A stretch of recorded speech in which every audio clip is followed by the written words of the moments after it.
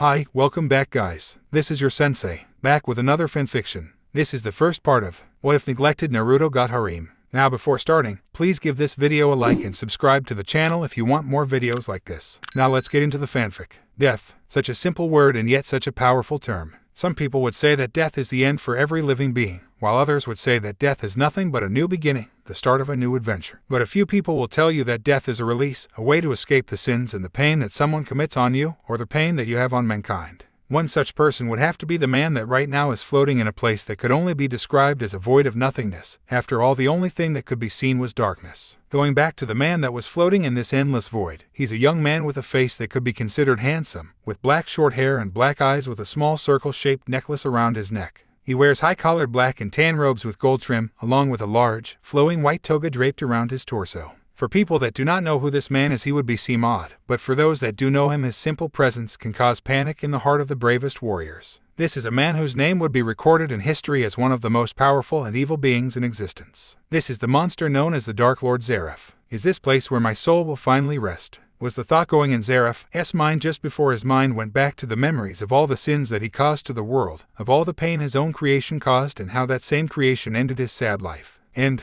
such a cursed existence. You might never forgive me, but I am truly sorry. Natsu said the powerful mage softly before simply closing his eyes and accepting his fate of everlasting nothingness in the void where he's floating is. Would you like a chance to correct your sins, Zeref? Spoke a powerful voice that seemed to echo everywhere. Zeref's eyes opened fast in surprise. After all, he thought he was going to be in this void alone forever. Who are you? Asked Zeref, his voice dull, but with a slight amount of curiosity in it. I have had a lot of names, Dark Mage. Some see me as evil itself, while others believe I am a necessary force, but I am neither. I'm what your kind would call a god. I am the Shinigami, once again spoke the ominous voice, making Zeref's eyes widen in surprise for just a second after finding out the identity of said voice. I see. Did you came here to punish my soul for the deeds of my creations and my own set of wrong acts? Spoke Zeref softly, already resigned to whatever punishment the god of death would give him. After all, he himself knew that he deserved every single punishment that this god could give him. That is the task that Kami gave me. However, it is not normal for me to pay special attention to anyone's soul, but for you, someone whose evil deeds brought the complete destruction of his own world. I was tasked to curse your soul and give you eternal punishment, spoke the Shinigami,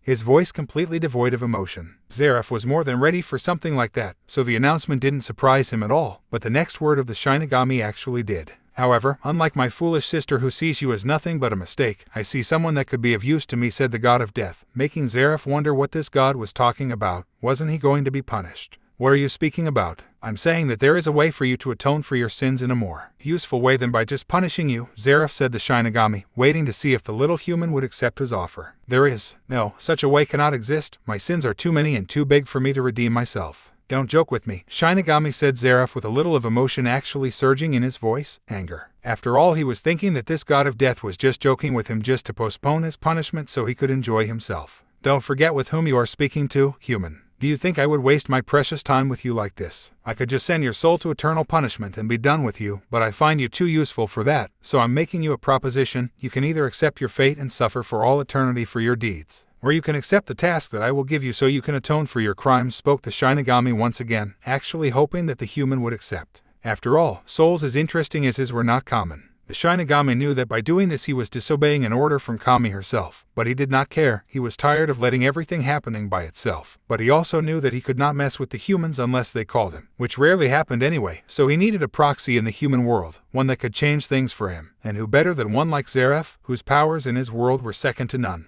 While the Shinigami was expecting an answer, Zeref could not stop himself from thinking about what the god of death had said. Was there really a way for Zeref to atone for his crimes? Suddenly a strange feeling made itself known in Zeref's heart. It was hope. Hope that there was really a way he could make amends for the countless of lives that his demons and that he himself had destroyed. Hope that he would be able to find forgiveness if he does what the Shinigami asked of him. What is your answer, human? Will you right your wrongs or will you let your soul to be cursed forever? Asked the Shinigami one last time, expecting a positive answer from this little Dark Lord. Aye, if such a way is truly possible, then I'll do it. I'll do anything in my power. Even if I'm never forgiven for my acts, I still want to try. To try and find peace with myself, spoke Zeref, this time his voice having more passion that he had never shown in his life. Suddenly the space around him turned completely cold, just as a ghostly creature began to form. Said creature was bigger than him, with long white hair and with a face that could only be described as demonic, and with a tanto between his fangs. It only took Zeref a second to identify the creature as the Shinigami himself. After all, he doubted that any other being could appear in this place. But just before he could say anything, the newly formed Shinigami said the words that would start a change that no one could predict. Very well, Zeref, destroyer of his own world, creator of End.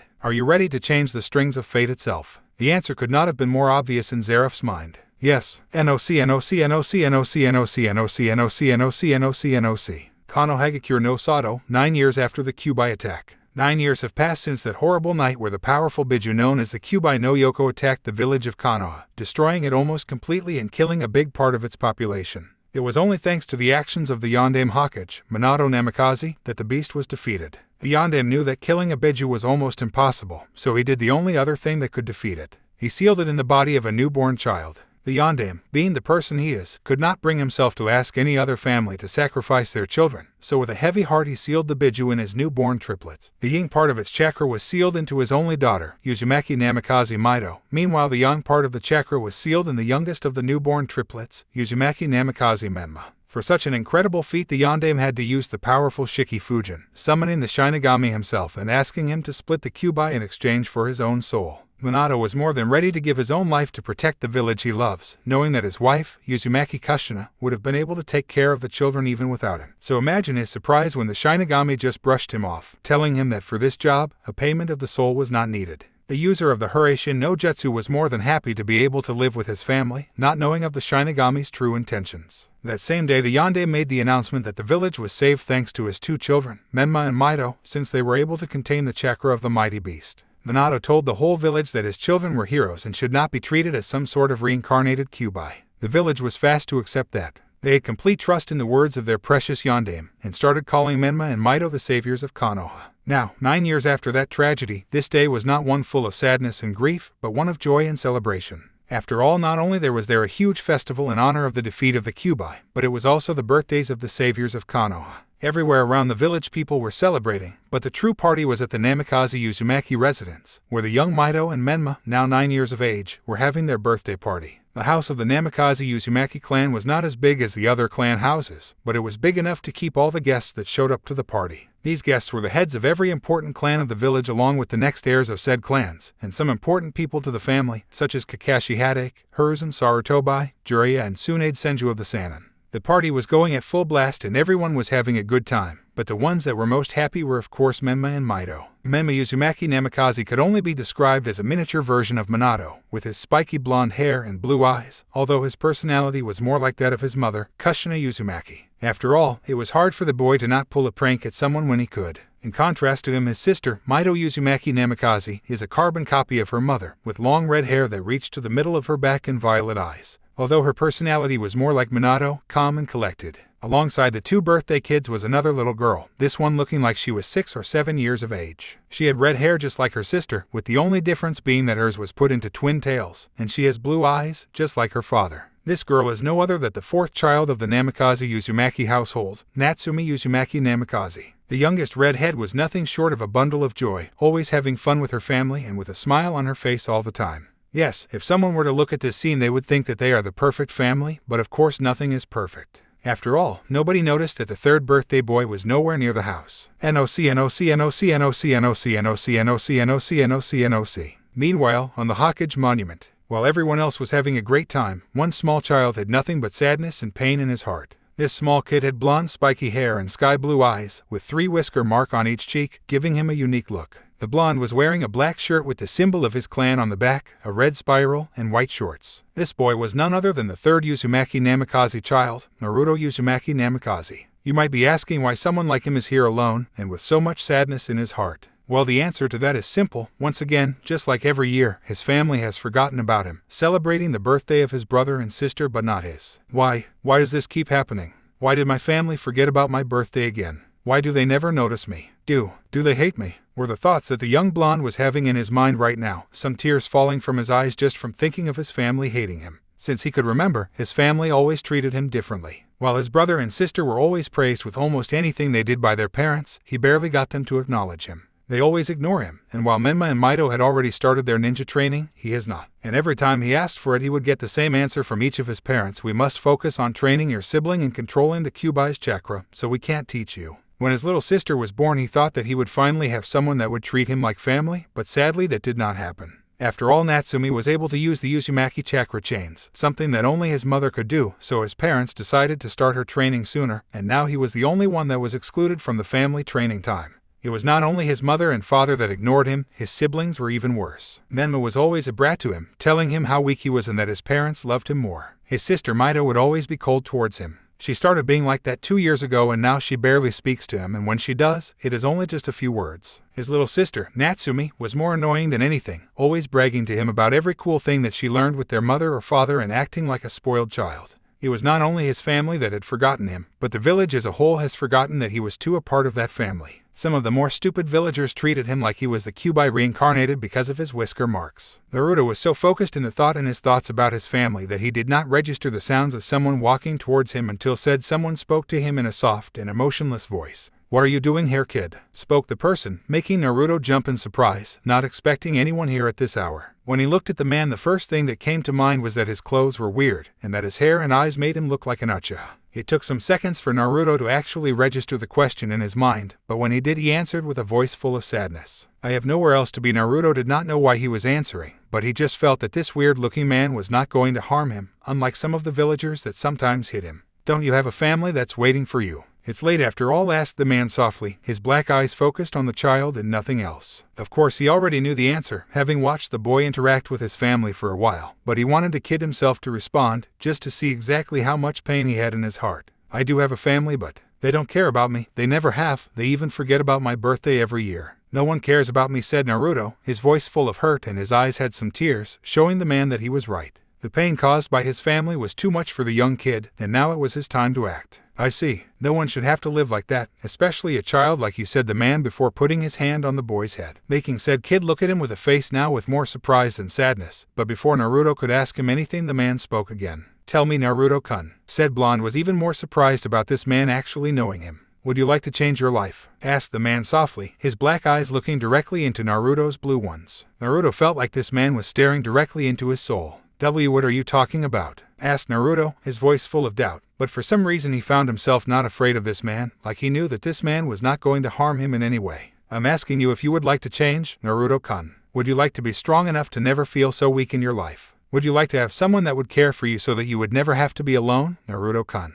These words made Naruto look at the man like he was insane, but you could still see a little glint of hope in those blue eyes. I can change like that?" asked Naruto, looking at the black-haired man like he has all the answers in the world. "Of course you can, Naruto-kun, we can always change, but that path is never easy. I'm asking you again, Naruto-kun, do you want to stay like this, being treated like nothing from your family and like a monster by this village, or would you like to become something more?" asked the man, knowing that the next word that the young blonde would say will be crucial. Meanwhile, Naruto's mind was racing. This man right here was offering him a chance to never feel so weak and alone again, while a part of him was telling him that you can't trust in someone you barely know and that if he stayed with his family then they would change. Another bigger part wanted nothing more but to accept this man's offer. So it was with that mentality that the young Uzumaki Namikaze answered. "I want to change. I want to show my family that I can be strong too, that I'm not useless. I want to prove myself that I can become someone," spoke Naruto, his voice overflowing with conviction, causing the man to get a little smile, before his face returned to his neutral look, fast enough that Naruto was not able to see it. "Very well. Then from now on I'll teach you everything I know, but it's only up to you if you learn it," spoke the man just before crouching and putting a hand on the floor. Naruto looked at him weirdly for that, but he was too happy to finally have someone that would teach him how to be strong to really care, but one thought stopped him right in his tracks. "Wait, sensei, I don't know your name," said Naruto, just remembering now that his new sensei never introduced himself. "I'm sorry, I forgot. I have had many names and titles, Naruto-kun, but you can just call me." Just as the man was about to say his name, a strange black circle appeared under both Naruto and the man. Naruto would have freaked out, but he was too surprised for that. After all, he had never heard of any jutsu like this, but his attention went from the circle to the man just before he muttered the name that would always stay in his memory. Zeref. And with it they disappeared in a black flash. Kano Hagakure no Sato, 11 years after the Kyuubi attack. If someone were to tell anyone in Konoha that in a hidden part of the Hokage monument existed a magical circle that, when activated with magic, would send you to a secret training area that not even the Hokage know about, they would probably believe that the person was going crazy, and that things like magic did not exist. Sadly for them, such a place does exist. Said place was big, but really simple, with nothing but walls of stone, and a big magical circle that covered the whole floor of the room. The room was illuminated by torches embedded in each wall, since no sunlight reached this training room. Right now, there were only 2 people in this room. They were the same people that had been training here for 2 years already. One of the figures was a tall man with dark black hair and even darker black eyes, wearing clothes that other people would consider weird. This man is known as Zaref, and right now he is watching the other figure that had spent a really big part of the last 2 years in this same training room. Said figure was definitely male, with spiky blonde hair with 2 bangs framing his face, with deep blue eyes and whisker marks in each cheek. This boy was wearing something simple in comparison with his sensei, a simple long-sleeve black shirt that had a symbol on his back that looked like the head of a dragon in silver color. He was also wearing black cargo pants and blue ninja sandals. He was tall for a boy of his age, and he had an athletic body born out of the training he had been doing for the last 2 years. This boy's name was none other than Naruto Uzumaki Namikaze, first son of Minato Namikaze and Kushina Uzumaki, and of course, apprentice of the Dark Lord Zaref. Right now Naruto was crouching and breathing hard, his clothes had some holes here and there, and he was sweating like there was no tomorrow. This was the normal state that the young blonde had every time he sparred with his sensei. Meanwhile Zaref looked completely perfect, as if nothing had happened, showing the abysmal difference in skill these two had. "Are you ready to take a break, Naruto-kun?" asked softly Zaref, his voice still emotionless as ever. The dark mage already knew the answer to this question tough. After all, his apprentice was the type that would train until his body could no longer move. "No, I can still go on, sensei," said Naruto between breaths while slowly getting up, ready to keep sparring with his sensei. However, in his opinion, this was more like a one-sided beatdown since he could never land a hit on his sensei, and in one of those rare times when he did, Zaref would just brush him off like nothing happened. "If you say so, said Zaref, just before moving at a speed too fast for Naruto to see and kneeing him in the stomach, making the young blonde fall again with his hand clutching his stomach, while trying to get some air in his lungs. "You should know when to rest already, even though your dedication is admirable. Sometimes it becomes more stupid than anything," said Zaref bluntly, getting a groan of annoyance from Naruto. The dark mage went back to the center of the field and started meditating while his apprentice rolled on his back, his body full of pain, and that last hit did not help at all. "It has been 2 years already and yet you still refuse to rest when I tell you. You're too stubborn for your own good," said Zaref once again, making his apprentice's attention go from the ceiling to him. "That's right. It has been 2 years since I met him," thought Naruto, remembering that fateful day in which Zaref accepted his as apprentice. That thought made Naruto smile, remembering his first day of training with Zaref and the revelation that he was what people in his world called a mage. Yes, that was definitely a day he would never forget. NOC. 2 years ago, the day after the Kyuubi festival. Naruto woke up with a groan, feeling like yesterday was the best birthday he ever had, which was probably because he had finally met someone that actually cared for him and was giving him a chance to become strong. That thought made Naruto jump out of bed as fast as someone of his age could, and start looking around the place he was, which was obviously not his bedroom. This room was really quite simple, having just a bed, a desk, a closet, and 2 doors, one of which led into a bathroom. The young blonde got out of the room and ended up in a long hallway that was illuminated by some torches. "This is really creepy," thought Naruto, wondering if his new sensei really lived in this weird place. After a few seconds of walking, Naruto ended up in a really big room, also illuminated by torches, and with a weird-looking circle covering the floor completely. However, before the young Uzumaki could say anything, a voice he was really happy to hear sounded behind him. "It seems you're finally awake, Naruto-kun. Good, there are some things I need to tell you before we start doing anything," said Zaref with his normal emotionless voice, making Naruto wonder what was he going to tell him. He just really hoped that training with this man was a good idea. After all, Zaref was still a stranger to him, but he just felt like he could trust him, so with shaky steps he followed his new sensei to the center of the big room.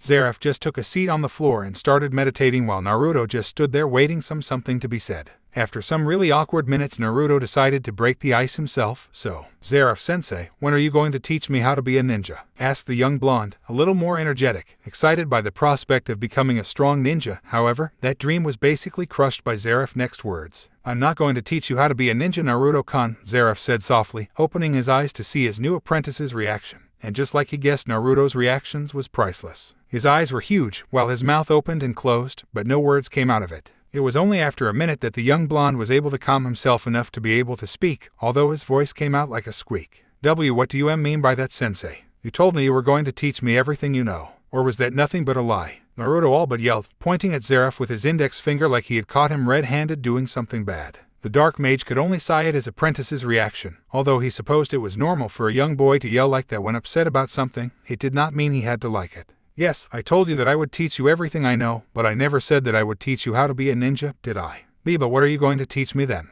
Naruto once again yelled, although Zaref's answer sure shut him up. "I'm going to teach you magic," answered Zaref bluntly, like it was the most obvious thing in the world. Complete silence. Whatever Naruto was going to say died in his throat thanks to Zaref's words. For a moment neither sensei nor student said anything, just looking at the other without even blinking. But of course, it was the young blonde that had to break the ice again. Was that supposed to be a joke? Because if it was a really bad one, sensei, deadpan Naruto, looking at his new teacher like he had lost his mind. Zeref could only sigh again at this reaction, but he supposed that again it was considered normal, so he would just have to prove what he was talking about. Perhaps a little demonstration is needed, said Zeref just before extending his arm and opening his palm, and before Naruto could even say anything again about his sensei mental status, a little ball black as night appeared in Zeref's hand. Naruto was completely amazed by that, and then he was even more surprised when Zeref threw the black ball to one of the walls. As soon as the black mass of magic impacted with the wall, a big explosion that rocked everything occurred, lifting a lot of smoke from the impacted wall. When the smoke cleared itself, Naruto could see that the wall had a big hole right at the middle and big cracks all around the wall itself. What kind of jutsu was that? Asked Naruto, thinking that the spell had to be some sort of strange just that his sensei had created.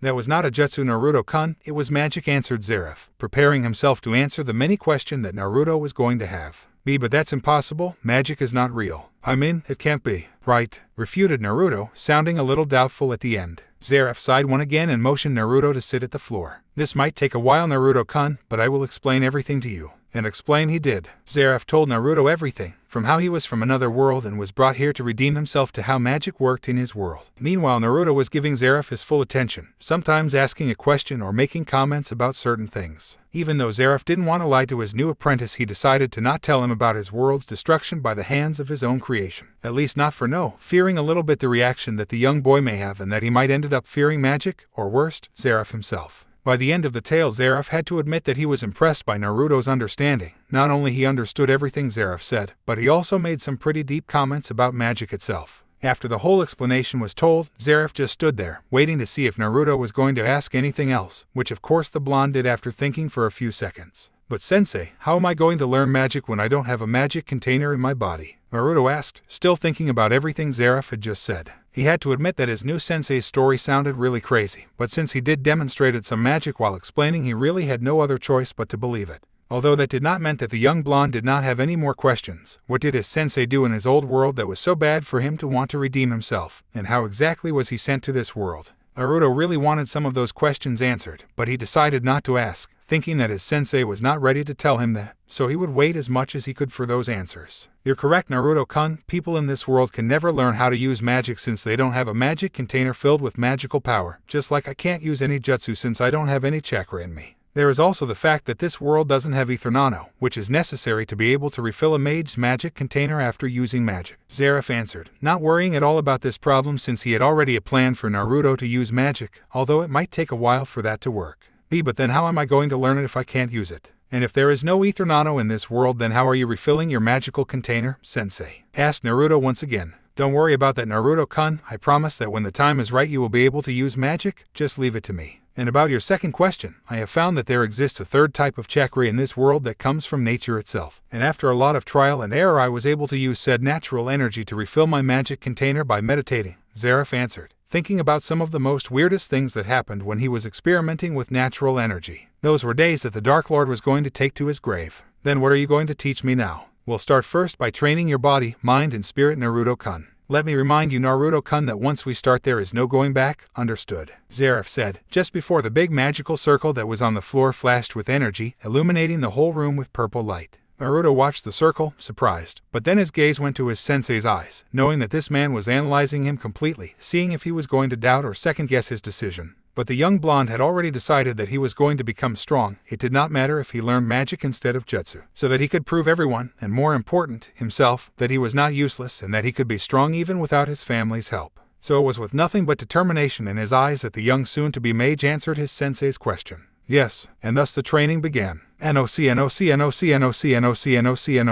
Remembering that day made Naruto start thinking about the training regime that his sensei had created especially for him, starting with every day after breakfast. He would run to the Hokage monument where Zeref would be waiting for him to activate the magical circle and teleport them both his secret training room. There they would simply start training. From Mondays to Wednesday they would do nothing but physical training, which had not only given Naruto a top-notch physical condition, but also made sure that his reflexes and pain tolerance were just as good. To make things harder, Naruto's clothes had a spell that would make them feel a lot heavier than they really were while he was on the training room, and he was not allowed to take them off while he was here. Now on Thursday and Fridays it would be nothing but combat training, in which Zeref would teach him his own combat style along with other styles that he knew just to see which style suited Naruto better. And after that the two of them would spar, meaning Zeref would kick Naruto's ass like there would be no tomorrow while the blonde complained about how unfair that was. Zeref may have not liked to fight with his fists, but that did not mean he wasn't a master at hand-to-hand combat, something that Naruto's bruised body could testify to. The last day of training, Sere, was the most calm of them all, since the only thing that they did was play games like shogi, or Zeref would give his apprentice different warlike scenarios in which he had to find the best strategy to win.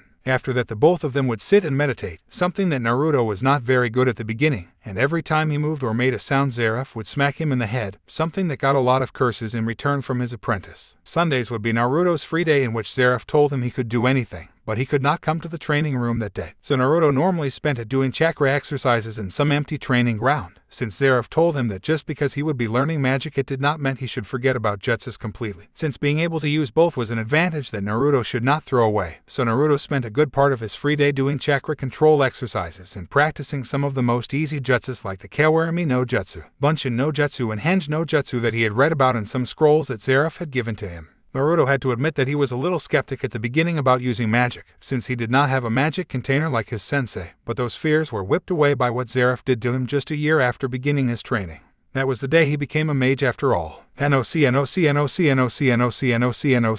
1 year ago, a room hidden in the hills. A young blonde known as Naruto was walking the hallway that led to the training room, wondering about what his sensei wanted. After all, his sensei has never asked him to come on a Sunday, not once since they started training, so whatever it is that he wanted it was probably going to be big. The young apprentice finally reached the training room, and just as always his sensei was sitting in the middle, meditating. Naruto always wondered if Zeref did something else besides meditating and training him, since those are the only things he has seen the man doing ever since the two of them had met. Just as Naruto stepped in the room he could feel the increased weight of his clothes, but at this point it didn't really bother him though. Which means they are going to become heavier soon, thought Naruto with a knowing sigh, already anticipating that what it would feel like when that happened. The young blonde approached his sensei and then he sat down, waiting for whatever Zeref was going to tell him. Said dark mage opened his eyes and once again looked at his blonde apprentice eyes, but for Naruto it felt he was staring into his soul, just like when the two of them met. After a few seconds of just staring, it was Zeref who was the first to talk. Surprising Naruto, he normally initiated conversations. "Do you remember what I told you when you asked me about how you were going to use magic?" asked Zeref softly, getting a nod of acceptance from Naruto. "Well, I believe that you are finally ready, Naruto-kun, so after this day you're going to be able to use magic like me," revealed Zeref, getting a surprised expression from Naruto, who was trying to compute what his sensei just told him in his brain. "Really? But how?" asked Naruto, hoping that this was not some kind of joke that his sensei was pulling off, although he had never seen Zeref telling a joke, or even laugh for that matter, but as they said, there were first times for everything. "I have created what you could call an artificial magical container, Naruto-kun. It took me a while but I was successful in the end. Today I'm going to be fusing my creation with your body, making sure that your chakra network does not get damaged in the process. That was one of the reasons for why your training so far has been heavily physical, since if I had done this a year ago, statistically speaking, you would be dead or had your chakra network decimated, and thus heavily damaging your body." Zeref told him calmly, knowing that what he was about to do today could easily go wrong if it was not done with the best of his abilities. "How did you create something like that? Besides, even if it works, the problem about filling that magical container with Etherano still exists," said Naruto a lot more calmly than he truly felt, but it was thanks to Zeref's teachings that he was able to control his emotions. Zeref had told him that it was an important part of the training, since magic was heavily based upon one's emotions, and that if he didn't learn how to not let his emotions run wild, magical accidents could easily happen. "I created it by using the Kuroi Jeijutsu, the epitome of dark magic. I won't tell you the specifics for creating it since the Kuroi Jeijutsu is one of the most powerful and obscure type of magic that exist, and someone as young as you should not know about them," Zeref said, his emotionless voice hardening a little bit when talking about that type of dark magic, getting Naruto to flinch a little bit. "I'm sorry, Naruto-kun, but that type of magic is something that no one should have ever learned, yet I did, and it has brought me nothing but despair since then. This is truly the first time I have made something with that magic that doesn't bring regret to my heart," Zeref said softly, getting Naruto to calm down again, wondering about how powerful was that type of magic if even his sensei felt like that towards it. "Now about your second question, it's true that, in theory, even if I put a magical container in your body it won't be able to fill itself since there is no Etherano in this world. I was able to fix that, however. When I fuse the magical container with your body, I'm going to alter your chakra network so that it fuels your magical container. And since this magical container is a creation of my own, I made so that it will turn the chakra it gets into etherano, making you able to use magic, Zeref said, making his apprentice's eyes to go wide in surprise and awe at his sensei's abilities to create something like that. Now lay on your back. This procedure is going to be long and hard, and it's probably going to make you feel pain like none other than you have felt, said Zeref while walking to the far end of the room where a little box resided. Naruto did as told, and just as soon as he did that, black chains appeared from the ground and tied themselves around each one of his limbs, making Naruto completely unable to move. What the hell is this, sensei? Yelled Naruto, trying to move his arms and legs, but the chains were too tight for that, so he just ended up flopping around on his torso. I can't have you moving around while I do this, Naruto-kun, or something might go wrong. Like I just told you, this is going to hurt you a lot, but it's the only way, said Zeref, an actual frown appearing on his face, knowing that he was about to put his apprentice in a pain like no other. But sadly for both of them, there was just no other way for this to work. Zeref opened the wooden box he had on his hand and took out what it looked like a simple glass sphere with an arcane symbol on the side of it. Suddenly the magical circle in the floor activated once again. Naruto would have been more than nervous if it wasn't for the fact that the man doing this was the only person he actually trusted, so he knew that even though it was going to hurt, Zeref was doing it for his sake. So it was with a brave face Naruto and a completely concentrated Zeref that the ritual began. Naruto would always remember that day not only as the one where he gained the ability to use magic, but also the day he felt the most pain he had ever known in his life. NOC, NOC, NOC, NOC, NOC, NOC, NOC. The ritual had taken almost all day, and thanks to the pain, Naruto had passed out at the middle of it. By the end of it, Zeref was even panting, the procedure taking a toll on his magical abilities. Naruto had never felt as tired as the day after that. He could not even walk straight because his whole body felt weak. Zeref had told him that it was his body getting used to it, and that his chakra was going to be low until his magic container got fueled completely, and that the training for the next week was cancelled and that he should just stay at home and rest, something that Naruto had not even the strength to complain about. But all of that was more than worth it, since now Naruto was able to use magic just like a mage born in his sensei's world. Sadly for him, however, Zeref had not taught him any real spell and had just taught him how to feel and release his magic. The reason for this was that Naruto's body was too unstable after the operation, so Zeref had to wait for his chakra network and magical container to stabilize before teaching anything to Naruto. So for the time being, the training stayed the same, with lessons about releasing his own magic added in some days. What's on your mind, Naruto-kun? Asked Zeref, breaking Naruto from his thoughts about the past. Nothing, just thinking about everything that you taught me these past 2 years. I see. I know you want to learn spells already, Naruto-kun, but don't worry, your patience will be rewarded when the time comes, said Zeref, knowing that that subject was always on the said blonde's mind. Yeah, I know. It does not mean I have to like it though, Naruto mumbled, trying his best to imitate his sensei's emotionless voice and of course failing. The two of them brooded in silence, one of them meditating and the other one just relaxing for a few minutes until Zeref decided to bring an end to the day. You should go home already, Naruto-kun. It's getting late, Zeref told him, and he wasn't ignorant of the annoyance in his pupil's eyes. I already told you, sensei. It doesn't matter if I'm late or not. No one is waiting for me anyway, the young Uzumaki replied in a cold and detached tone, which was always present every time the subject of his family was brought up. Even after 2 years, his relationship with his family stayed the same, with him being always ignored by his parents and his siblings treating him as if he was garbage. In the last 2 years, all the pain and sadness that he had harbored in his heart slowly morphed into anger and a little self-pity. After all, what kind of parent forgets about their child? And what kind of brothers and sisters makes you feel like you're less than dirt? I know how you feel about your family, Naruto-kun, but you should not let hate fill your heart or you'll end up on a path that will bring you nothing but death and despair. Zeref warned wisely, knowing perfectly about how hate could transform anyone into a monster. Naruto only nodded and got up wordlessly to leave, as he could use magic now. So he could activate the magic circle in the Hokage monument and the one in his room here, but before he could go into the hallway and towards his bedroom, Zeref had some more parting words that would affect Naruto's future years heavily. Someone once told me that family is not just some people who you're related by blood or by a last name.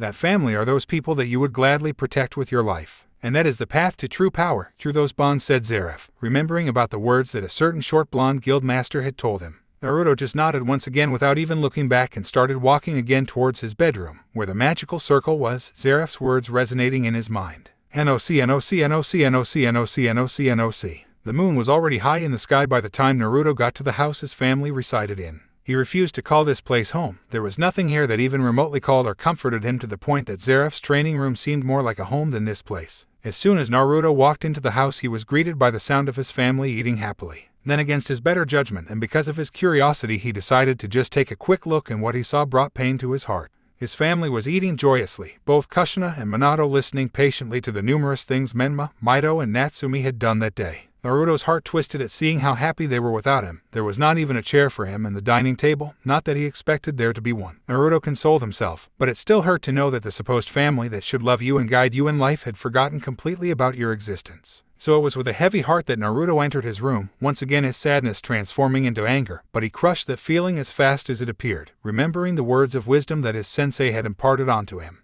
Why do I still care? Wondered Naruto in his mind, convincing himself that his family was never going to pay attention to or love him. It was at that moment that Zeref's last words of the day flashed in his mind, and he found himself accepting them wholeheartedly. After all, what kind of family neglects one of his members to the point that his most trusted person in the world is an emotionless mage from another dimension? I'm tired of this. If they don't want to be a family to me, then I won't beg for them to accept me. If they think they will be happier without me, then I'm not going to get in their way. I'm tired of waiting for them to treat me like a son, like a brother. They're not my family anymore. No, they never were my family to begin with. My only family is Zeref. He's the only one that cares about me. He's more like a father than Minato has ever even come close to being. Naruto, and for the first time in a while he felt relieved, as if a heavy weight he had been carrying around had finally been lifted off his shoulders. So it was with a clear mind and a determined heart that the young blonde drifted to sleep, thinking about the days to come. Meanwhile, downstairs, the rest of the Namikaze Uzumaki clan were still eating and talking happily, as if nothing was wrong in the world, not knowing that they had just pushed a member of the family over the edge of perhaps no return. It would take some years for them to finally realize what they did, but for them it was already too late. The Namikaze Uzumaki family was already broken, and in Naruto's heart, he knew there was no way anyone could fix it. It was a known fact that if you wanted to live a long life in a place such as the elemental nations, you needed to know how to read a person. After all, in a world where ninjas were a part of daily life, the ability to know if someone was acting weird, unnatural, lying, or purely acting was a necessity. One person that considers himself a master of the art of reading people was none other than Zeref himself. After all, he was more than 400 years old, and when you live that long you tend to pick up those kinds of skill. So it was not really hard for said dark mage to pick up his students' changes. Although considering that Zeref had been watching young Naruto since he was a baby, he believed that any change in Naruto's behavior would never escape his attention. Normally, every time he gave his apprentice a break from training, Zeref would find Naruto either in his room here or in the training area, just lying there and looking at the ceiling with a lost gaze that for some people held nothing. But Zeref could see the different emotions that his apprentice experienced every time his mind wandered: hurt, betrayal, sadness, anger, and sometimes pure rage. So Zeref had quickly come with the conclusion that every time that happened it was because the young blonde was thinking of his biological family and how they treated him. During the 2 years of training, Zeref had made sure that his apprentice knew that, even though feeling anger was normal, one should never let hate to control one's heart and actions, since that would lead to nothing but a dark path that it was best to never walk. And that if Naruto wanted to talk to someone about anything, Zeref was more than willing to hear about his apprentice's problems. Something that brought a little of calm to Naruto's heart, but Zeref could still see all the sad feeling his apprentice held in his eyes every time he thought about his family. So it was really obvious for Zeref to notice the sudden change in behavior of his apprentice, after all, instead of the sad gaze Naruto always had. This time he was laying there with his eyes closed and a little smile on his face, making Zeref wonder what had happened with his apprentice after ending the training yesterday. It seems you have found something to be happy about, Naruto-kun. Care to share what it is? Asked Zeref with a raised eyebrow, getting the young blonde attention, who just smiled some more to his emotionless sensei before starting to explain the resolution he had gotten yesterday. After hearing Naruto's explanation, Zeref could not have been more proud of his apprentice at that point. After all, he had not let hate to control him, even though he had every right to despise his family and wish them the worst. So, what do you think, sensei? Asked Naruto, wondering what Zeref's thoughts about what he decided yesterday were. I believe that you have showed more maturity than a lot of people in this world, Naruto-kun. You have not let hate to fill your heart and revenge to fill your mind, and for that I'm truly proud of you for that, said Zeref, a little smile, almost impossible to see, appearing on his face, causing Naruto to look away from his sensei look, feeling a little embarrassed after getting such a praise from the only person whose opinion mattered to him. I thought that I would be saying this in a month, but you have not only surprised me today, but also proved me that you're more than ready in both mind and spirit for it. So tomorrow, Naruto-kun, you're going to learn your first style of magic, said Zeref, his smile widening just a little bit at seeing the happy expression his student got after hearing the news. Meanwhile, Naruto was more than excited about the prospect of finally learning a style of magic. He was so happy that he could not contain jumping of joy, and that he started muttering about all the kind of magic he could learn. However, his celebration was cut short by a powerful kick aimed to his head. The young blonde was barely able to dodge the kick by jumping backwards, increasing the distance between him and the kicker, which of course was none other than Zeref himself. That does not mean the training for today is cancelled though, so don't go lowering your guard like that, said Zareth, his normal emotionless expression once again in full display, getting a swift nod from his student, who still had a smile on his face. After all, in his opinion, this day was already one of his favorites, and he knew tomorrow was going to be even better since he would finally be able to use magic properly. NOC. It was just after a few hours of training that Zareth had called the day off, telling Naruto to go and rest in his house since he needed to prepare some things for tomorrow and he didn't want Naruto to hang around while he prepared everything. So it was for that reason that you could find the young blonde walking towards the house he lived in, even though the sun was high in the sky, his mind wondering about what type of magic he was going to be learning.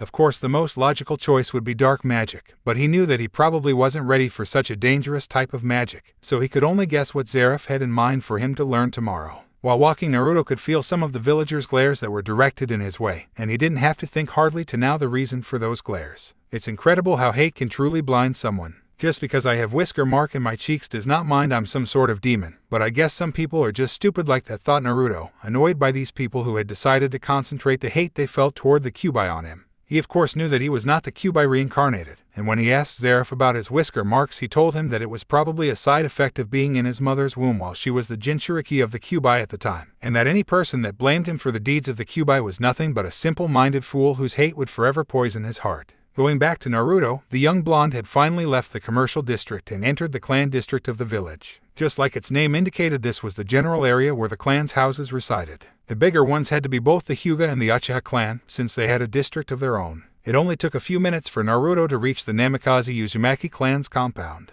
Even though it was called like that, in reality the place was just a normal 2-story house, not overly big but not small neither. Naruto entered the front yard, noticing that like always the security seals that the house had didn't activate by his presence, probably because of his blood or something like that. Naruto couldn't really know since he hadn't enough information about Fuinjutsu to know how the seals worked in the house, although he guessed that they were probably really complex since they were created by 2 masters of the art. Naruto reached the door and unlocked it, wondering if there was someone in the house at this hour. He guessed that Minato must be working, so he's probably at the Hokage Tower, but he was at loss about what the other members of this family do at this hour, although he supposed that they were probably training with Kushina in the backyard. As soon as the young blonde entered the house, he continued walking straight to the 2nd floor of the house to reach his room there. He didn't have anything to do, so he was just going to meditate for a while, and after that read some books that he has, or maybe just sleep. "Where were you?" asked a soft, yet cold voice that made Naruto stop in his tracks completely and turn around so that he could get a good look at the living room and, of course, at the person that just spoke to him. Said individual was without a doubt female, with long red hair that reached to her middle back and framed her face. She has a cute heart-shaped face with violet eyes that right now were focused on Naruto's own blue eyes. This girl was wearing a simple white shirt that had the symbol of Konoha on its front.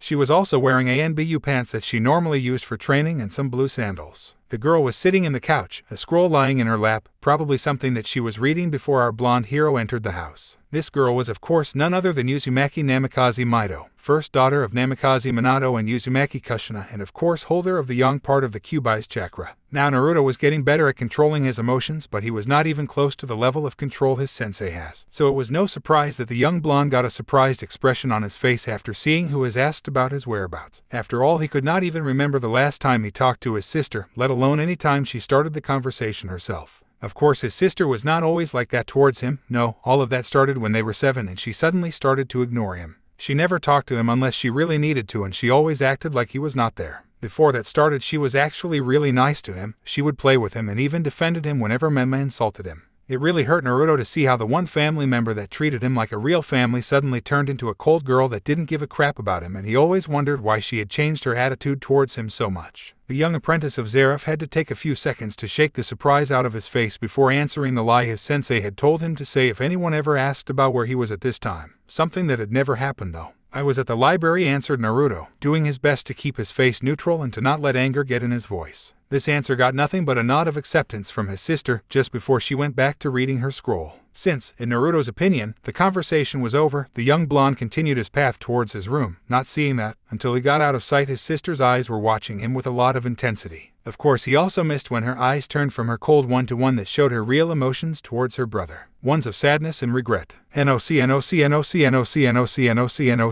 It was at the next day that you could find an excited Naruto and an emotionless Zareth who was holding a wooden box similar to the one that had his magical container, standing in the middle of the magical circle that extended itself in the floor of the training room. So, what am I going to learn, sensei? Asked Naruto, looking at the wooden box in Zeref's hand with a look that had both interest and a little bit of fear. After all, he remembered very well what happened last time something was taken out of that box. Without saying anything, Zeref just opened the small box and took out what it had inside, which happened to be a crystal sphere that was the size of Zeref's hand. This sphere was quite peculiar though, since it was completely blue on the inside but it had a yellow thing on its center that looked like a spark. Another thing was that at one side of the sphere was a symbol that looked exactly like the one Naruto had on the back of his shirt, the head of a silver dragon. Can you tell me what this is, Naruto-kun? Asked Zeref, testing if his lessons about the magical world had stayed in his apprentice's mind. Naruto looked at the glass sphere a little bit, thinking about all the things Zeref had told him about his world since this thing was obviously magical. It's a lacrima, said Naruto in awe, remembering the lessons about these little balls of magic that people used for different reasons. Indeed, this is a special kind of lacrima though, this what you could call a dragon lacrima, confirmed Zeref, making his apprentice look at the sphere in awe just before his brain kicked in and managed to figure what his sensei had planned.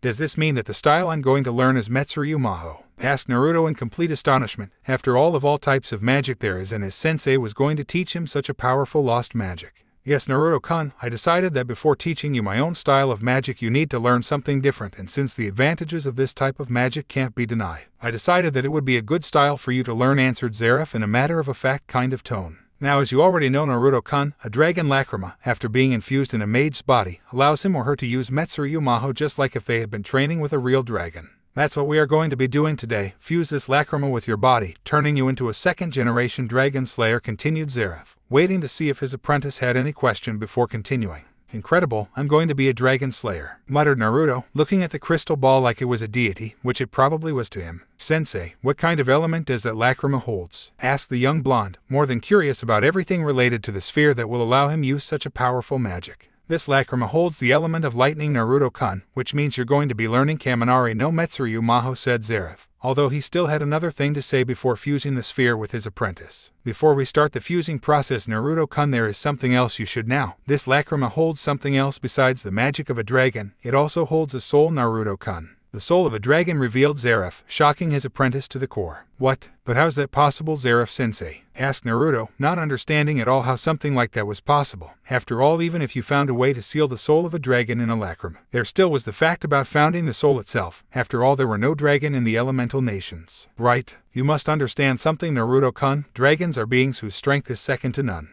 With that amount of power, traveling between worlds is not such a hard task. At least it wasn't when there were many of them. From what I can understand, 5 different dragons, each one holding the power of a different element, came to this world a long time ago during the Civil Dragon War in my world. The reason for that was to make sure that their race did not disappear in case the Civil War ended badly. During my travels I ended up finding one of them, Raijin the Lightning Dragon, king of this world. I asked him if there was any way for him to lend me a part of his magic, but sadly he said no, so I had no choice but to challenge him to a duel, knowing that a real dragon would never refuse such a thing. Of course, if I won he would lend me his power, but if I lost he would kill me. I managed to win the fight, although it wasn't an easy one, but I managed to defeat him. After that he told me in his dying moments that he wanted to know the person who would use his magic, so to honor that request I fused his soul with the lacrima that holds his powers. Do you understand now, Naruto-kun? Said Zeref, remembering his meeting with the mighty beast that was Raijin. It was thanks to him that Zeref got the information about the other 4 dragons, but he hasn't been able to find any of them ... yet. Meanwhile, Naruto was repeating the tale that his sensei had just said in his mind in both shock and awe. Shocked that there really are dragons in the elemental nations, and awe because his sensei managed to defeat one. Which, if what he know about dragons is true, which should be since it was Zeref himself the one that told him about them, then his sensei must truly be one of the strongest person in the elemental nations right now.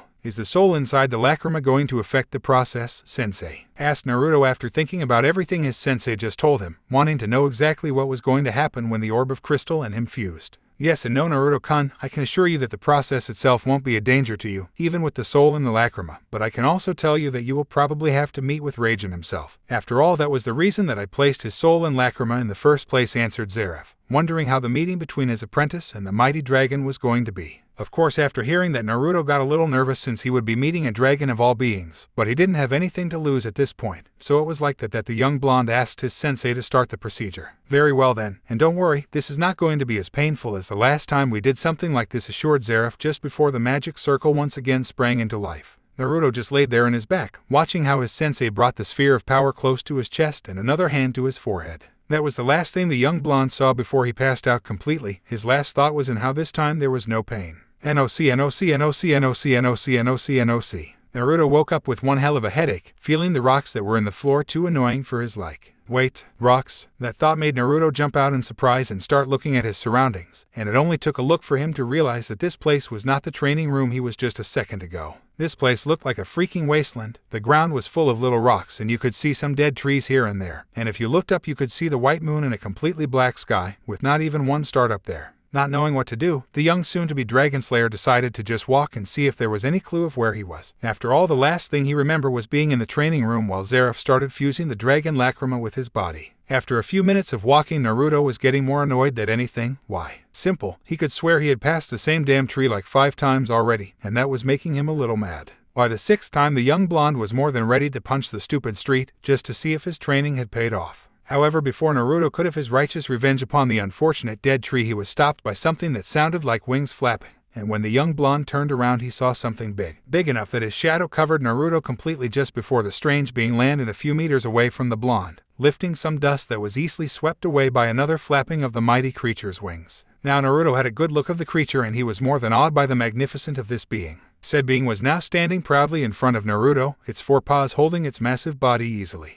This being was huge, easily as tall as the Kyuubi himself or even a little taller, not that Naruto knew that though. It had a reptilian body that was grayish-blue in color and its mouth was slightly open, showing a set of sharp teeth that would destroy everything that they touched. Its eyes were completely yellow and on top of its head were a set of yellow spines that reached to the end of its neck, and after that you could see a big patch of white hair that covered the majority of this being upper body. At the end of each of his 4 paws were powerful black claws that looked as deadly as the fangs it had in its mouth. At its back you could see its 2 great wings completely extended, and at the end of its body you could find a big tail that also had a little bit of white hair, and that ended up in a yellow point that looked like a trident. The young blonde could not even move because of the presence of this thing. Naruto could even feel the power it had, and he has to say, he was more scared he had ever been in his life. The creature's head went down until it was at the same level with Naruto, and the young blonde could feel its eyes examining him, studying him, seeing if he was worth of something, which he hoped he was. After a few minutes of nothing happening, the young blonde was more than surprised when it was this being the one that talked first, his powerful voice resonating everywhere. "So you are the human who will use my power," said the powerful creature, making Naruto's awed and scared face go to one of confusion, until his mind kicked in, remembering who he was supposed to meet, and by just looking at the creature in front of him it was not a hard job to figure out who he was. "You are Raijin, the Dragon King of Lightning," said Naruto, trying his best to keep all of his fear out of both his voice and expression.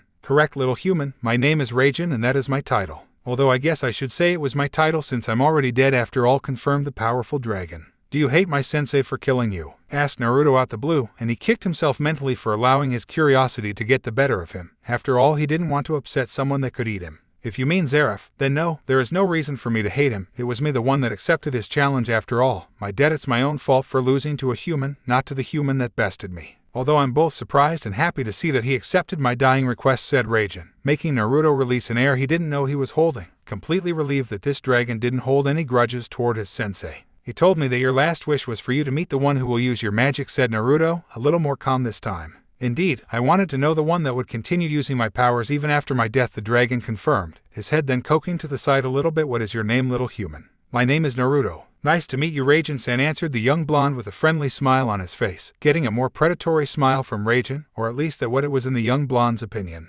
"Naruto HM, so my power is going to be passed to a little fish cake. What a waste," joked Raijin, making Naruto to get a tick mark and his eyes to twitch a little bit. "It means maelstrom, not fish cake," said Naruto, now feeling more annoyance than fear from this Dragon King. "Whatever you say, little fish cake," said Raijin, getting a growl from Naruto, although that just made the great dragon to release a booming laugh that caught Naruto off guard. "You should relax more, little human. You're too stiff for my like, but I guess you'll do well. After all, I can't sense any strong negative emotion coming from you, and if you're being trained by Zeref himself, then yes, I'm sure you'll do more than well with my powers," said Raijin, a little more serious at the end, getting a happy expression from Naruto that transformed into one of surprise really fast. "Wait, you can sense my emotions?" asked a shocked Naruto, not knowing that dragons could do that at all. "Of course I can, human. That is an old art we dragon know, but even that cannot tell me everything, so I want to know, what will you do once you have learned everything about my powers?" asked Raijin, his yellow eyes looking into Naruto's own blue, wanting to see if the young blonde would tell the truth or not. In reality, Raijin already knew about Naruto's life and resolutions. He knew it since the moment the dragon lacrima fused with the young blonde, but he wanted to hear it from said human's mouth. Meanwhile, Naruto was thinking about this question hard in his mind. What was his objective? Was it to get strong? But for what? What could he do with power? He knew he didn't want to show it to his family since at this point he could not care less about what they think of him. Was it to protect the village? No, that was not it. He does not owe the village of Konoha anything, so why? The answer came like a ton of bricks in his head. He remembered what Zeref had told him yesterday, about how bonds were the true source of strength and that you should always protect them. Naruto, who has been feeling nothing but loneliness since he was a child until Zeref came, wanted nothing but to never feel that again, and for that he would protect those bonds even with his own life. He would protect the people he truly cared about. Even if right now the only one in that category was Zeref, he hoped that he could make more of those bonds, so that he never had to feel truly alone never again. I want to protect those that I really care about, those whose bond to me make me stronger, those that I can call friends, those that I can call a family, confessed Naruto, passion and determination in both his voice and eyes. I see. That's a good answer, little human. Just make sure to never forget that. After all, power can corrupt even the most pure of all souls, said Raijin just before flapping his wings, raising a lot of wind and Naruto himself of the ground. The young blonde thought he was going to hit the rocky floor, but instead he found himself falling into nothingness, the floor and everything in it having disappeared a long time ago. Good luck, little human, you're going to need it, were the last ominous word Naruto heard the powerful dragon said. And then everything went black. NOC, NOC, NOC, NOC, NOC, NOC, NOC. While if that happened, in the real world you would find a passed out Naruto and a meditating Zeref just where we left them. The dark mage was waiting for his apprentice to end his little soul conversation with Raijin, knowing that said conversation was needed for both the human and the dragon. Zeref had always wondered where the other 4 dragons were. After all, he had spent a good part of his life here in the elemental nation searching for them after finding Raijin by a mere accident. In reality, he had heard rumors about some powerful monster that resided in Oni no Kuni, so he went there to investigate and ended up in a really big cave in which he found the powerful dragon. He of course was not going to let the chance slip away, so he asked the powerful beast to give him a part of his power so that when he met with Naruto he would have a powerful magic to teach him. Sadly, the dragon had denied the request, saying that he would not mess with humans, let alone give them power, so Zeref had to go with Plan B and challenge the old lizard to a duel. Raijin was a tough opponent, he had to admit that, but he still was not at the same level of someone like Acknowledge. So Zeref was able to defeat him, and after sealing a part of his power in the lacrima, he sealed the soul of the dragon himself in it, planning to at least fulfill the dragon's last wish of knowing who was going to use his magic. After that, Zeref went to search for the other 4 dragons, hoping that they would lend him their powers without having to get into a death fight. Sadly for him, he was not able to find any of them, so in the end he was just going to do what he could with what he had, which was a lot if you ask him. After all, he had to say that Kaminari no Metsuri Umaho was a pretty powerful lost magic, and that in a world where a good part of its technique were based in the elements, being completely immune to one of them was a damn good advantage. Goo, my head, groaned someone, getting Zeref's attention. Of course, the one that just groaned was none other than Naruto himself, who was just getting up from his mental conversation with Raijin. How do you feel, Naruto-kun? Asked softly Zeref, who decided to ask later for details about Naruto's conversation with Raijin. Naruto did not answer though, he just looked at his sensei with a smirk on his face just before lifting his right arm and making a fist. Naruto concentrated his magic and gave it form in his mind, the form of a lightning, which he actually found natural for him. And just before Zeref's eyes, Naruto's arm started to release static until it was covered completely in electricity. I think I'm good, sensei. That day, a dragon slayer was born. Konohagakure no Sato, 12 years after the Kyuubi attack. The Ninja Academy. It was this place where young kids entered, and after 3 years they could finally become ninjas of the village. It was this place that saw the birth of the strongest team known as the Densetsu no Sannin, and right now a special group of students were having their first month of class. What makes this group so special? The answer was simply, it was the fact that the majority of the young ninjas in training were the heirs of the many clans that Konoha has. These young soon-to-be ninjas were basically the future of the village, and it was the Ninja Academy where they would start their first step towards being proud shinobi and kunoichi of the leaf. One of these youngsters was a young blonde, blue-eyed boy with 2 sets of whiskers marks in his cheeks. Said blonde was right now looking out of the window from his seat right at the back of the class, thinking of how he could be doing real training instead of hearing about the history of the village. This boy was none other than Uzumaki Namikaze Naruto, our hero, and right now said hero was, to put it simply, bored. He knew that the Ninja Academy standards weren't that high, but with just 3 weeks of class he could already predict that the next 3 years were not going to be any better. After all, the only thing they have been doing in class was speak of the Shodaime and how awesome he was. We get it, he was a godly shinobi, there is no need to tell us that again. And again thought the young dragon slayer while releasing an exasperated sigh, annoyed that his normal training with Zeref had to be cut in half because of this lectures. Before the academy even started, one of Naruto's biggest concern was that his parents would forget to register him, and it was not until his sensei told him that he was registered since birth thanks to the village laws that he actually calmed himself down. The young blonde had of course spoken with his sensei about how they were going to adjust his training schedule with the academy's one. Zeref had just told them that he would be going to the academy every day and then he would come to the training room and train for the rest of the day, effectively cutting his normal training time in half every day, something that irked Naruto a lot, but sadly there was nothing he could do. Thinking about his lost training time made Naruto remember about the changes that Zeref made to his normal training regime. It was not that big, just that some of the days were changed to nothing but magical training with his Kaminari no Metsuryu Mao. And Zeref had made him use said magic in their spars, although even with that he still couldn't put a good fight against his sensei, and Zeref had not even used magic in spars. His sensei had told him that, since he was a 2D generation dragon slayer, which means that he didn't have a dragon to train with, he would have to create his own spells, something that preoccupied the young blonde in the end. But he actually found that it was not that hard, like he could easily picture the different techniques in his mind, he just had to learn how to use them in real life. Zeref had told him that this was probably a side effect of having Raijin's soul inside of him and that he could probably unlock more spells in his mind if he trained harder, but that it was up to him to practice and master them. Combine that with Zeref's personal advice since he had seen a lot of dragons and Dragon Slayer, and you could say that Naruto's magical development was going great. The young apprentice of Zeref was taken out of his thoughts by the sound of a sigh to his right, which made the young blonde turn to his right to see who was that. He guessed was probably as bored as him, and he had to say he was not surprised to see who was. After all, she always seated herself in this same spot besides him. This girl had black hair that was pulled into a ponytail that barely reached the start of her back, and she also had 2 bangs framing her face. She had black eyes and pale skin. She was wearing a simple blue shirt that had her clan's symbol on the back of it, and she was also wearing some white shorts and a pair of blue sandals. This girl was none other than Uchiha Sasuke, daughter of the head of the Uchiha clan and little sister of the prodigy known as Uchiha Itachi, and just like our young hero, she was bored as hell. The young Uchiha of course knew, just like Naruto, that the standards of the academy had dropped after the Third Ninja War since her brother had told her about it, but in her opinion this was getting ridiculous. Maybe if he talked about Uchiha Madara this would at least be a little interesting. But the only thing the instructor talked about has been Hashirama Senju, and his Mokuten thought the young Uchiha more than tired of this endless talking about the Shodaime.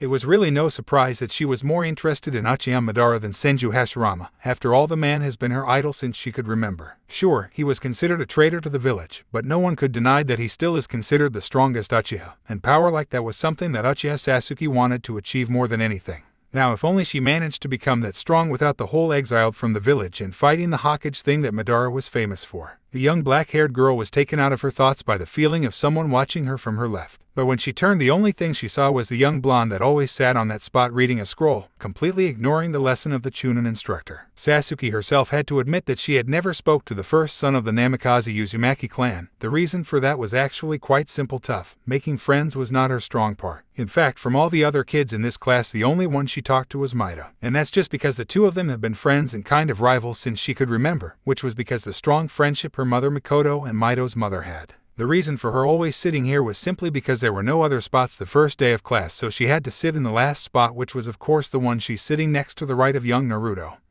And after that day she actually kept sitting there even though there were other free spots, just because. Unlike the majority of the other students, Naruto was pretty quiet and did not speak to her in any way, something that Sasuke actually liked since she came to this place to prepare herself to be a kunoichi, not to make friends. So it was with nothing but a raised brow that the young Uchiha looked at the young blonde, a little curious about what he was reading, but hardly enough to ask, so she just simply went to pay attention once again to the class, even though in her opinion this was a waste of time. Meanwhile, the young apprentice of Zeref had already forgotten about the lesson completely, and he was now reading a scroll about the art of Fuinjutsu, something that Naruto actually found that he was quite interested about. He guessed that it was probably because of his Uzumaki blood, since said clan was famous for their incredible seals, and that the art itself was perfect for someone like him whose training made him able to focus easily in such a complex art. Yes, the lives for this boys and girls in the academy was just starting, something that actually pissed more than one student. NOC.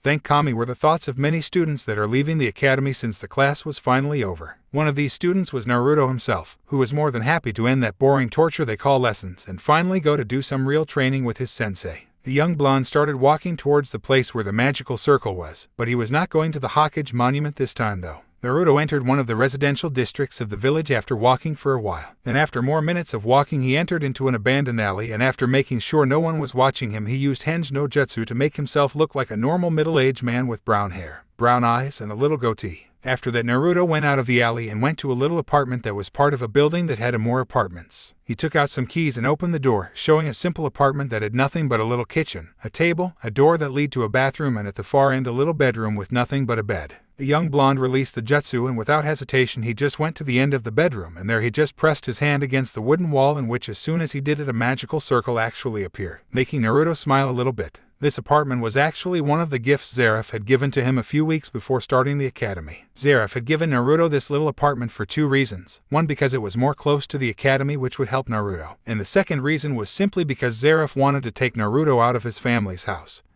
since staying there might cause problems in the future. The dark mage had to admit he was a little preoccupied about someone noticing that the young blonde was not living at his family's house. But it had been more than a month and nothing had happened, so Zeref had to admit that, just like Naruto had said before, no one was waiting for him at that house. The other gift he got was very simple in comparison, but it was something he always had on. It was Zeref's own necklace. The dark mage had just told him that it was a good luck charm, but for Naruto this was more than just that. After all, he was a boy that never got any birthday present since he could remember, so this necklace meant a lot for him. Naruto could still remember how he actually cried a little bit just before giving Zeref a really big hug, something that the Dark Lord has responded with an awkward pat on his back, showing how weird this situation was for him. That day though was the moment Naruto decided that Zeref was truly like a father to him. Going back to the present, the young dragon slayer pushed a little of his magic towards the magical circle, making it shine with a purple light just before the young blonde disappeared in a black flash, a smile present in his face all the time. After all, training with his sensei, no, his father, was his favorite part of the day. NOC.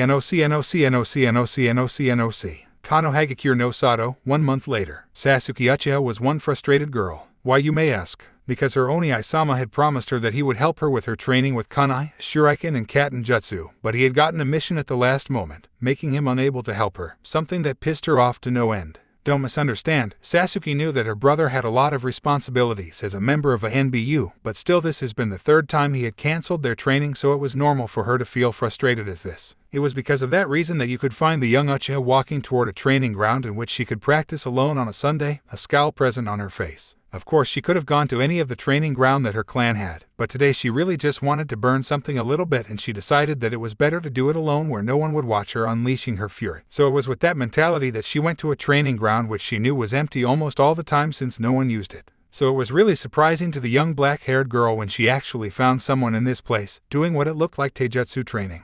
It only took a moment for Sasuke to figure out who was the one in the training ground. After all, that hair color combined with those black clothes could only belong to one person in her opinion. Since when Namikaze trained in this place, though Sasuke, whose curiosity towards Naruto's training was going as high as it can be, her first thought was of just leaving and finding another training ground, but then an idea came to her mind. This was the perfect opportunity to not only get some info on someone that was on her class, but it could also be a good practice at staying silent and gather information, something that her Oni-sama had told her it was important for NBU. So with that in mind, the young Uchiha got herself into a tree that was inside the training ground, but far enough that in her opinion the blonde Namikaze would not notice her, and with her eyes focused on said boy she just watched. She watched as the blonde did some moves of a fighting style she had never seen in her life just before start practicing throwing kunai and shuriken at the bark of a tree. And the young Uchiha found herself actually a little impressed by the skills the blonde had with those weapons. Of course, he was not at the level of her Oni-sama in her opinion, but he was definitely better than the majority of the other students at the academy. That thought brought a frown to Sasuke's face. After all, she could remember that Namikaze's ability with kunai and shuriken were not really great in the academy's tests. So how is it that now he was so good at it when in the last shuriken lesson, which was a week ago, he just managed to nail half of the shuriken at the training dummy? Sasuke found her curiosity towards the blonde boy increasing with every minute.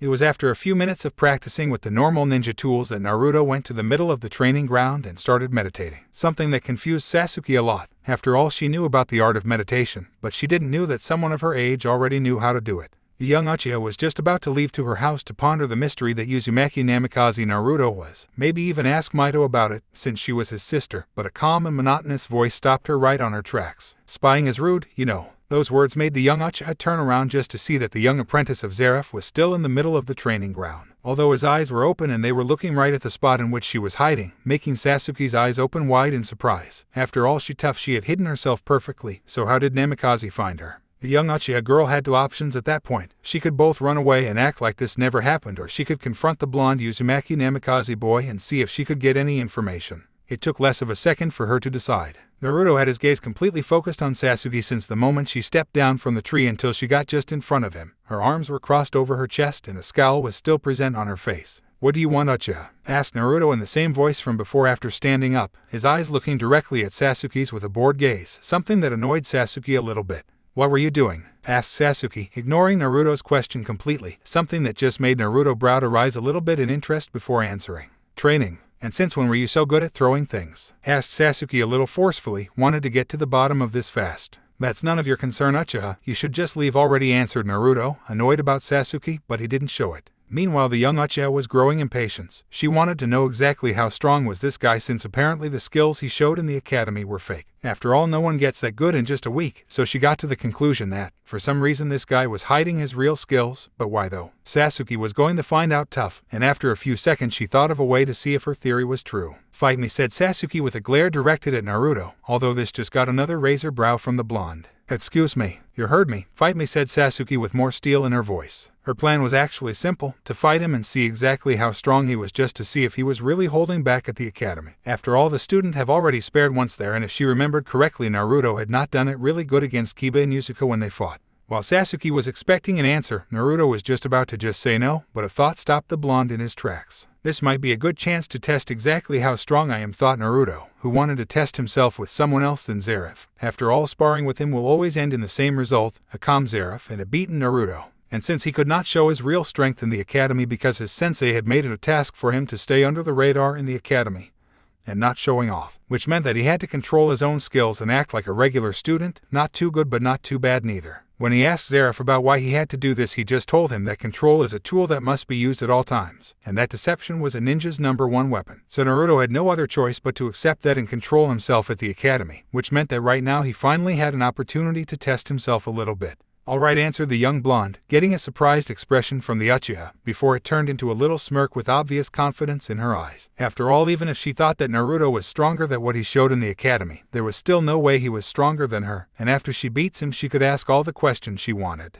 "No jutsu or weapons, just taijutsu." "Understood," confirmed Naruto, getting a nod of acceptance from Sasuke, who was now standing a little far away from Naruto and had already entered in her clan fighting style, which if Naruto remembered right was called the Interceptor Fist, that was focused around predicting and countering your opponent's movements thanks to the Uchiha's Kekkei Genkai, the Sharingan. But, if Naruto's guess was right, Sasuke had not awakened her Sharingan, which meant her fighting style would be incomplete. "In that case, Hajime," said Naruto just before entering in his own taijutsu style, one that was centered in speed and precision. This style is one of the many that Zeref showed him, and it was used for dodging and evading attacks and hitting your enemy just at the right time, which combined with Naruto's natural speed, which could go higher if he used magic, made it an incredible force. The young blonde decided to mess with Sasuke a little bit tough, as a form of payback for spying on him, even though he knew she was here from the beginning. So he just stayed there, knowing that Sasuke would not attack first since that was not the Uchiha's fighting style. After a few minutes of nothing but staring, which got Sasuke pretty mad if her glare towards Naruto was any sign to go by, the young Uchiha decided to just attack herself, and the stupid blonde was not going to move. So she ran at him with what Naruto guessed was probably genin-like speed, which was surprising in his opinion since they were just starting the academy. But still, for Naruto she was moving really slow, so when Sasuke finally reached him and aimed a right fist at his face, Naruto easily evaded it by sidestepping to the left. But the young Uchiha retaliated with a roundhouse kick aimed once again to his head, which he dodged by moving backwards faster than the kick. This got a growl from Sasuke, who tried her luck again with another punch, only this time after dodging, Naruto grabbed Sasuke's wrist with enough strength that the Uchiha girl could not get free, so she went for another fist. But the young apprentice of Zeref grabbed her other wrist too, and before she could even do anything she just pushed away from him, and then he widened the distance between them a little by jumping backwards. This continued for a little more than 10 minutes, in which Sasuke would try to hit Naruto and the young blonde would just either dodge or block without attacking. Not even once, even though he had more than one opportunity for it, which was making Sasuke more angrier at every second.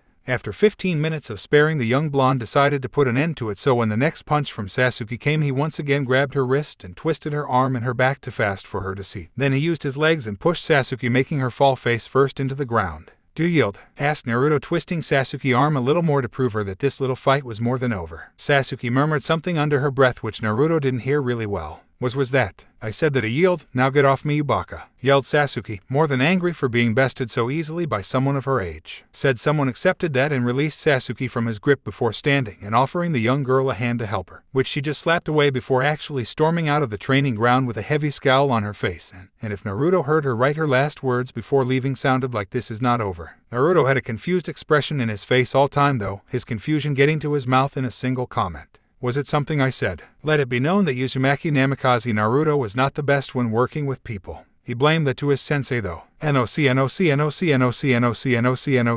Kano Hagakure no Sato, 2 years after. It has been 2 years since the academy started for Naruto, and just like every Sunday he found himself in the same spot, which was of course on top of certain Uchiha princess. No, not like that. Ever since their little fight 2 years ago, Sasuke Uchiha made it a personal mission to challenge Naruto to a spar every Sunday at the same exact training ground. Naruto had considered changing place, but he didn't found any reason for it since those little spars were a good workout in Naruto's opinion. And even Zeref himself had said that it was a good opportunity for Naruto to train with someone else besides him, so the young blonde had accepted the spar every time Sasuke challenged him. And of course she had yet to win one. So it was not surprised that we can find Naruto, now 15 years old, on top of Sasuke's back, her arm once again twisted in her back and a frustrated expression in her cute face. "Do you yield?" asked Naruto, a little of humor in his voice. After all, this was his favorite way of ending the spars. It was also the way Sasuke hated more. "Yes, Yubaka, now get off me before I burn you," threatened half-heartedly Sasuke before releasing an annoyed sigh. The young blonde was fast to comply, and just like the first time they spared, he offered his hand to help her get up, only this time she actually accepted with the smallest of smiles appearing on her lips. Both her and Naruto had changed a lot in the last 2 years. For example, the apprentice of Zeref had changed his outfit completely.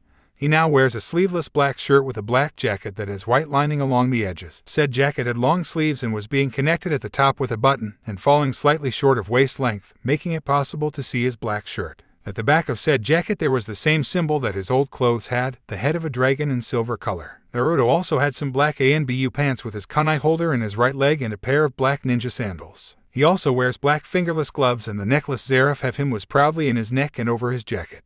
Not only his clothes changed though, his golden blonde hair was now tamer and it reached his shoulders, and his whisker marks had started to fade away, something that started happening a year ago. The same day he started his training in Yami no Maho. NOC.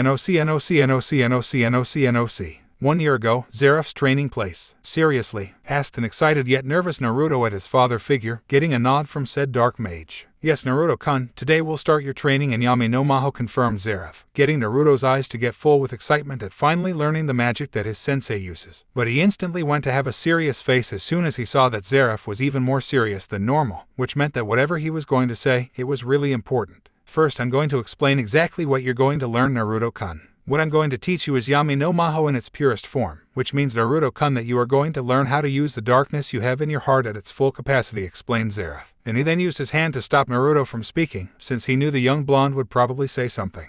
"You have to understand, Naruto-kun, that every single human being has darkness in his or her heart, no matter who they are or what life they had. What I'm going to teach, Naruto-kun, is how to use your magic to give form to that darkness, to use it as you see fit without letting it to control you, Naruto-kun. You could say that there are 3 kinds of people in this world, Naruto-kun: those that deny their own darkness, those that let their own darkness to control them, and those that control said darkness. Those that accept they have it but they don't let it control them. For you to learn this form of magic, Naruto-kun, you must become that type of person or you won't learn anything. Yami no Maho is one of the magic that depends more heavily in your feelings, Naruto-kun. That's why I have been teaching you how to control them, since with this kind of magic everything is about intent. You must not only give form to your darkness with magic, Naruto-kun, you must also give it a purpose in your mind or else it won't work. Which means that it's a style with endless possibilities. It just depends on how you use it," said Zeref, seeing how his words made Naruto look at the ground with a thoughtful look in his face. "Do you think you're ready to learn, Naruto-kun?" asked Zeref, his black eyes focusing in nothing but his apprentice. He had to admit that teaching Yami no Maho to someone of Naruto's age could be quite dangerous, since it meant opening a real Pandora's box. But Zeref trusted in his apprentice's inner strength, and he knew that Naruto was more than ready for it, so he was not surprised when Naruto looked at him, determination burning in his eyes, and just gave him a simple yet firm nod. And with that the training once again begun. NOC.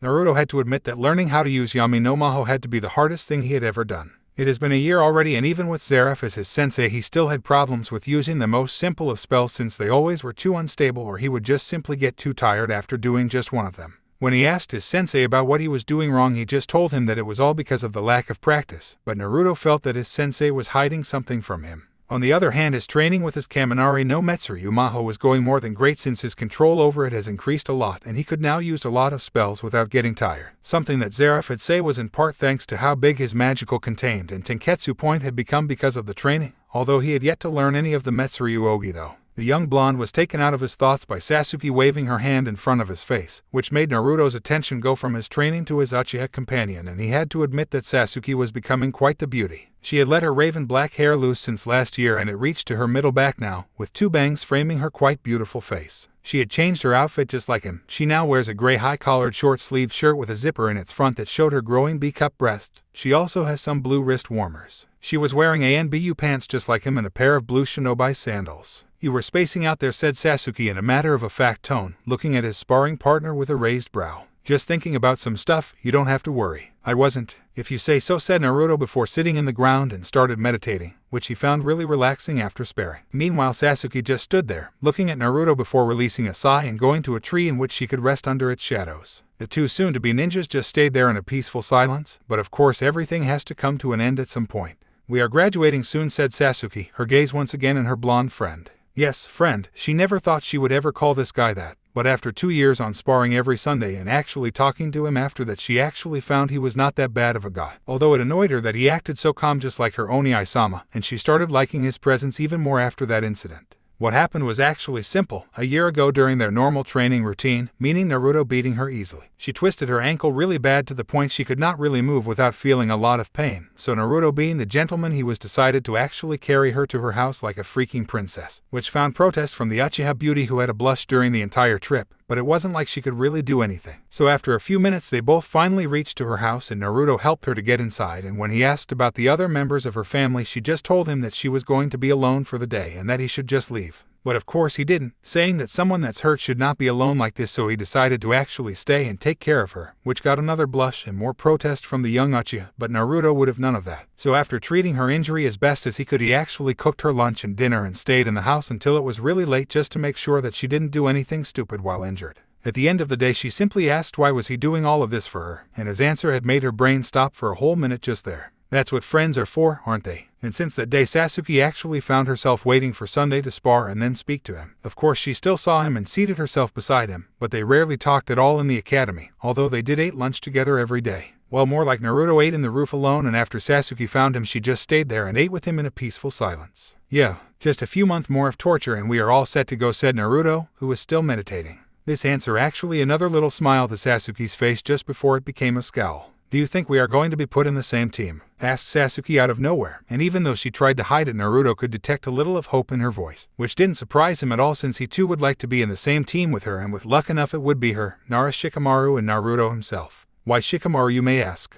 Well, a couple of months ago our blonde hero actually found himself playing a game of shogi with Shikamaru during lunch when the lazy member of the Nara clan decided to use the roof as a place to view the clouds. After that game, which Shikamaru won, the two of them would actually play during lunch, in which sometimes Akamichi Choji stayed too, and the young blonde found himself impressed by Shikamaru's strategic abilities. So he really would like to be in the same team as him, and if you added someone he knew like Sasuke, then he would be in a team he could easily work with. "I don't know. Anything could happen, although I do hope that happens," tough answered Naruto, getting a nod and another smile from Sasuke, happy that her friend wanted to be in the same team as her. "If that happened, just make sure to not drag me down," Naruto joked Sasuke with a smirk, which got Naruto to open his eyes and to look at her with a bored gaze. "Interesting. You took the words right out of my mouth," answered back Naruto, who found himself moving his face to dodge some kunai that Sasuke just decided to throw at him, a tick mark present of her forehead. Yes, it was definitely quite a friendship. NOC.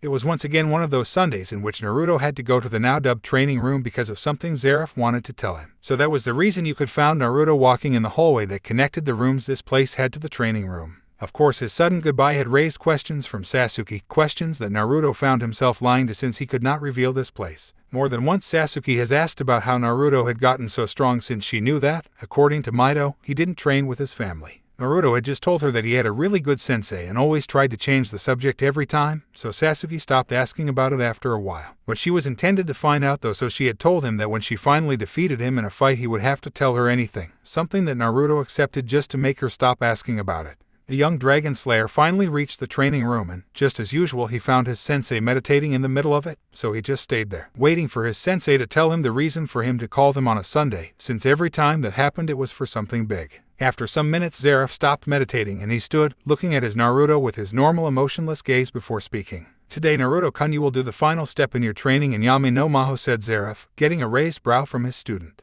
What do you mean by that, sensei? And what is this final step? Asked Naruto, curiosity heavy in his voice. Naruto-kun, there is something you must do before you can truly use Yami no Maho properly, and before you ask, the reason I didn't tell you about it at the beginning was simply because you were not ready for it. But I wanted you to understand how Yami no Maho worked, so I started teaching you about it before. That's the reason about why you can't use Yami no Maho properly, but today we will correct that, said Zeref, making his apprentice eyes to go a little wide in understanding before speaking in a calm voice just like his father figure. What do I have to do? You are going to face your own darkness, Naruto-kun. That's the only way for you to be able to use Yami no Maho. What do you mean by that? Asked a confused Naruto, wondering what facing your darkness meant. You'll understand once we start, but this is a test you must do on your own, and I can't guarantee you safety, Naruto-kun, so I must ask, are you sure you're ready to take this step? Once it begins, there is no going back, said Zeref, his black eyes looking at Naruto's blue ones, searching for any doubt he may have, but he found none, so when Naruto told him that he was ready, Zeref had no objections and proceeded to start the test. Just like the other times, a magical circle in the ground activated itself, but this time something weird happened, and that was that Zeref made something appeared on his hand.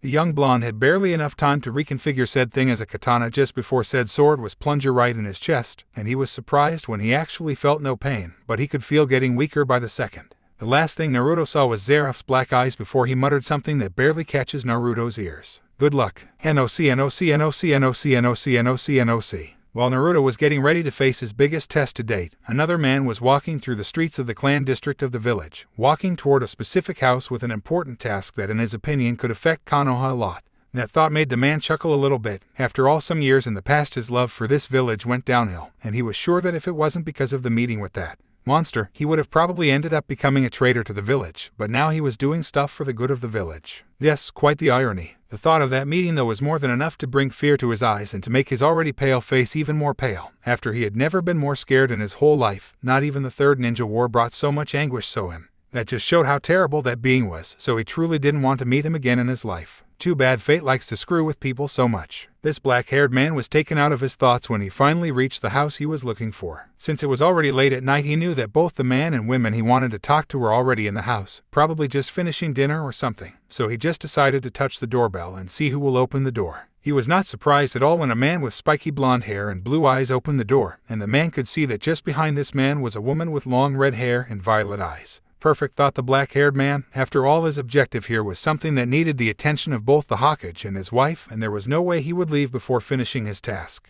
What are you doing here? Which was of course about certain blonde-haired mage. Orochimaru. NOC NOC NOC NOC NOC NOC NOC. Meanwhile, in an unknown place, shock, surprise, confusion, lost for words. Any of those terms could be used right now to describe how Naruto felt right now. The reason for that was really simple. It was not the fact that he found himself in a really weird stadium and Kami knows where. No, it was because of the person that was standing in front of him, a twisted smirk in his face. Why would this person made Naruto feel this way? Well, the reason for that was simply because this guy could only be described as a clone of Naruto himself. The only difference was that his clothes were the completely opposite in color than Naruto, and his eyes were a bright yellow, completely different of Naruto blue ones. There was also the aura that surrounded this guy, since Naruto could feel nothing but ill intent from him. So the little weakling finally decided to show up, huh? Asked the Naruto look-alike, making said blonde to look at him with a glare. Who are you? Asked Naruto with an edge in his voice, after he felt nothing but trouble coming from this guy. Me, said the yellow-eyed boy before a black aura appeared around him, which made Naruto's eyes to go wide just before he heard some words that he could not believe at all. I don't know who you can't recognize me, after all, said the guy just before his smirk widened even more. I am you, and with that the Naruto look-alike dashed towards Naruto at a speed that the blonde found himself difficult to follow. The test had just begun. Unknown stadium in an unknown place. Naruto Uzumaki Namikaze was a confused and angered boy right now. First, his sensei stabbed him with a sword, and even though it didn't hurt at all, it was still not right in his opinion. Then after he woke up in this weird stadium that looked exactly like the one Konoha has, only that there were some weird black humanoid things in the stadium's seats instead of people. He was attacked by someone that looked exactly like him, the only difference between them being that this weird copycat had weird yellow eyes and his clothes were completely white. He also had a twisted smirk that made Naruto really wary of him. Right now we can find our blonde hero looking at his clone with a powerful glare. After all, he just barely dodged a punch from this guy. He had jumped backwards to make more space between them in case this guy decided to do another surprise attack. "Who the hell are you?" asked Naruto, raising his voice higher than he normally does, but he could not help it. After all, this guy was really putting him on edge, but his question only got a look from his clone that practically said, "Are you stupid? Are you deaf or what? I already told you, you idiot, I am you," said the Naruto look-alike, his twisted smirk widening more after each sentence. Of course, this answer just got a stronger glare from Naruto, who could not understand what this guy was talking about at all. "What do you mean by that? And just where are we anyway?" asked once again the young blonde, trying to get as much information as he could.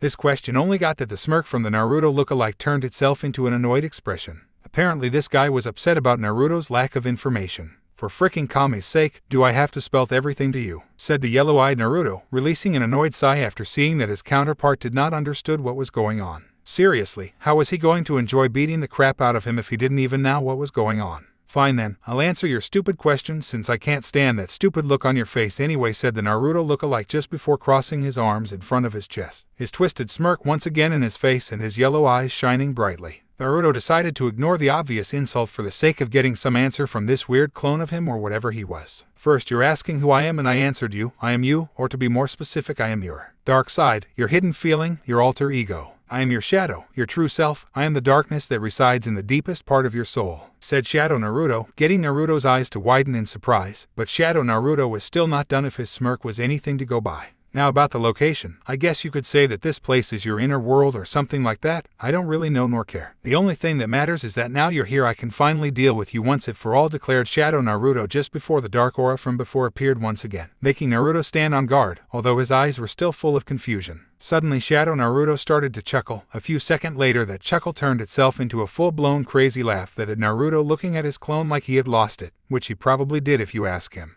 Yes, is going to be glorious. Once I'm done with you I'll go to where our precious family lives and I'm going to make them pay for what they have done to us. First I'll start with our dear siblings. Oh yes, I'll enjoy making them beg for mercy while I torture them one by one, but I won't kill them. No, that would be just too easy. Now I know, I'll make them watch how I kill her dear Mamiandity. Yes, that should be good enough, but who knows. I may go a little more wild at the end, if you know what I mean. Wait, you probably don't. You are still a virgin after all but yelled Shadow Naruto, his crazy laugh starting once again at the end of it. Meanwhile, Naruto was looking at him with a terrified expression in his face just before he shocked his head, trying to get what this guy said out of his mind. There was no way this guy could be him at all. Sure, his relationship with his family was more than ruined, but he would never stand so low to do something like what this guy just implied. Sadly for our young hero, his shadow was far from over, and after I deal with them is the village turn. Hell yeah, I'm going to burn that shithole to the ground and I'm going to kill every single person there. Oh, it's going to be so fun. I can already hear their screams of agony. I'll make the Kyuubi look like a little kitty. They won't even know what hit them, explained Shadow Naruto, pure and simply bloodlust evident as his eyes. Naruto could not even start to understand what was going on this guy's mind, but now he was more sure than before. There was no way this guy could be him, or any part of him. There was just no way in Naruto's mind. After all, he was not a monster like this guy. Right? You're sick was the only thing the young apprentice of Zeref could say, his expression one of shock but then turned into nothing but disgust and anger. Meanwhile, Shadow Naruto stopped laughing and looked at him like he was stupid since apparently he heard what Naruto just said. Excuse me, I'm Zik. You may want to look at yourself in a mirror there, kid, since the only thing I'm saying is how we really feel and what we really want to do, said Shadow Naruto, whose crazy smirk appeared once again at seeing Naruto's heated glare in response to his declaration. You're lying. There's no way you can be me. You can't be me. No, you are not me, said the young blonde, his quiet voice turning itself into a yell at the end of the sentence. As soon as he finished his word, Shadow Naruto was covered in an even more powerful aura, and this time random red sparks started to appear around his body. Naruto could feel the incredible power that this guy had, and for the first time in his life since meeting Raijin, the young blonde actually felt fear. Fear at this guy not only for his power, but at his willingness to do so much harm with it. That's what I wanted to hear, said Shadow Naruto, a twisted smirk appearing once again on his face just before he moved even faster than before in Naruto's direction, his fist engulfed completely in red electricity. The battle had begun. NOC. Meanwhile in Konoha, we need to talk were the first words that the Ford Hokage, Minato Namikaze, heard after opening the door of his house and seeing that the person who decided to visit him this late at night was none other than Orochimaru, one of the 3 legendary Densetsu no Sannin. Talk about what Orochimaru. Did something happen? Asked the blonde Hokage, his completely attention in the snake summoner. After all, it was really weird if not unheard of for Orochimaru to actually come to this house. After all, he normally reported whatever he had to report in the Hokage's office, never here. I guess you could say that. May I come in? I believe is better if we have this conversation in private, said the black-haired ninja, his normal creepy smile completely gone since his face was one of seriousness, which made both Minato and Kushina, who was standing a little behind her husband, look at the snake summoner funny. Sure was the only thing Minato said before he led Orochimaru to the living room of the house, in which Orochimaru took a seat in one of the chairs that was around a coffee table while the hero of the third Shinobi War sat in the nearby couch. Would you like some tea, Orochimaru-san? Asked Kushina, speaking for the first time since Orochimaru entered her house, but her question just got a little shook of the man head. That won't be necessary, but I would appreciate if you could stay to hear what I have to tell. After all, it concerns the both of you, answered Orochimaru swiftly, his attention focused in both the Hokage and his wife. He wondered exactly how they were going to react to what he was going to say, but if his own assumption were correct, then this was going to be one interesting conversation. This declaration brought a look of suspicion from both Minato and Kushina, but neither of them said anything. The red-headed Jounin sat alongside her husband in the sofa, expecting to hear whatever was the news that Orochimaru so urgently had to share with them. So, what is the problem, Orochimaru? It's about the assignment I appointed you about the academy, asked Minato, considering the different thing that could have bring the snake summoner here since he has never done so in the past. To those that knew Orochimaru, they could tell you that the man had a little sadistic side inside of him that complemented a little bit his thirst for knowledge. So for those people, it was not surprised that said man was none other than the head of the torture and interrogation division of Kano. But it was only the Hokage, his wife, and a few number of people that knew that Orochimaru was given the task of observing the students that entered the academy and their progress in it.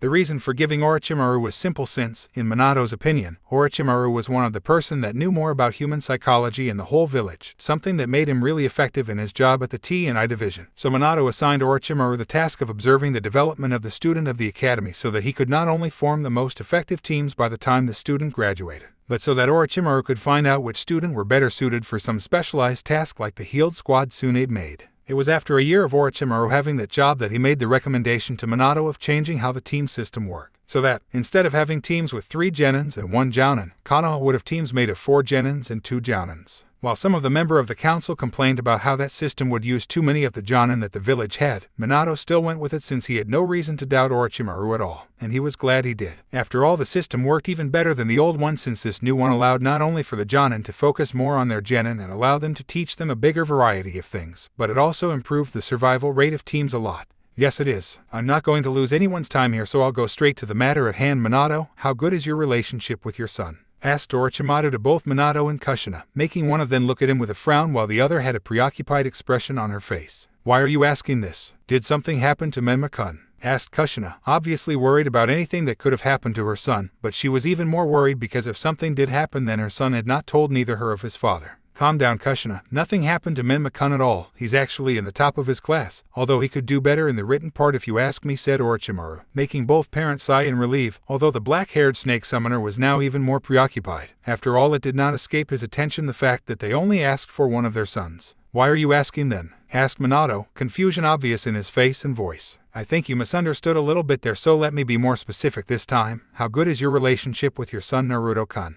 And just there Orochimaru saw a reaction that made all his suspicion even more of a reality, which made him release a mental sigh since this just made everything harder. As soon as Orochimaru asked his question, both Minato and Kushina just looked at him with an unreadable expression just before their eyes widened until they were like plates, then the both of them just looked at each other with the same expression. All of this just made Orochimaru to raise a brow in interest. Meanwhile, the young user of the Hiraishin no Jutsu pondered the question in his mind, and he really did not like the answer he was getting. After all, it even took him a couple of seconds to actually remember that he had another son besides Menma, and even tough he was trying really hard to remember any memory with his first son, he could not actually do it. Like he had completely forgotten about him, and that feeling was something that made Minato panic a little bit. How could he forget his own son? Kushina's thoughts were even more wild than her husband, but just like him, she could not remember any moment with her son. Even tough, she thought hard about important moments like birthdays, training days, and their first day at the academy. She just could not picture him in any of those, like if he never was there, which was something that made Kushina's heart to twist in pain. How was it possible to not have any memories with one of her sons? There was no way she could have neglected him like that. Right, both the Hokage and her wife's attention were taken out of their thoughts by a cough from Orochimaru,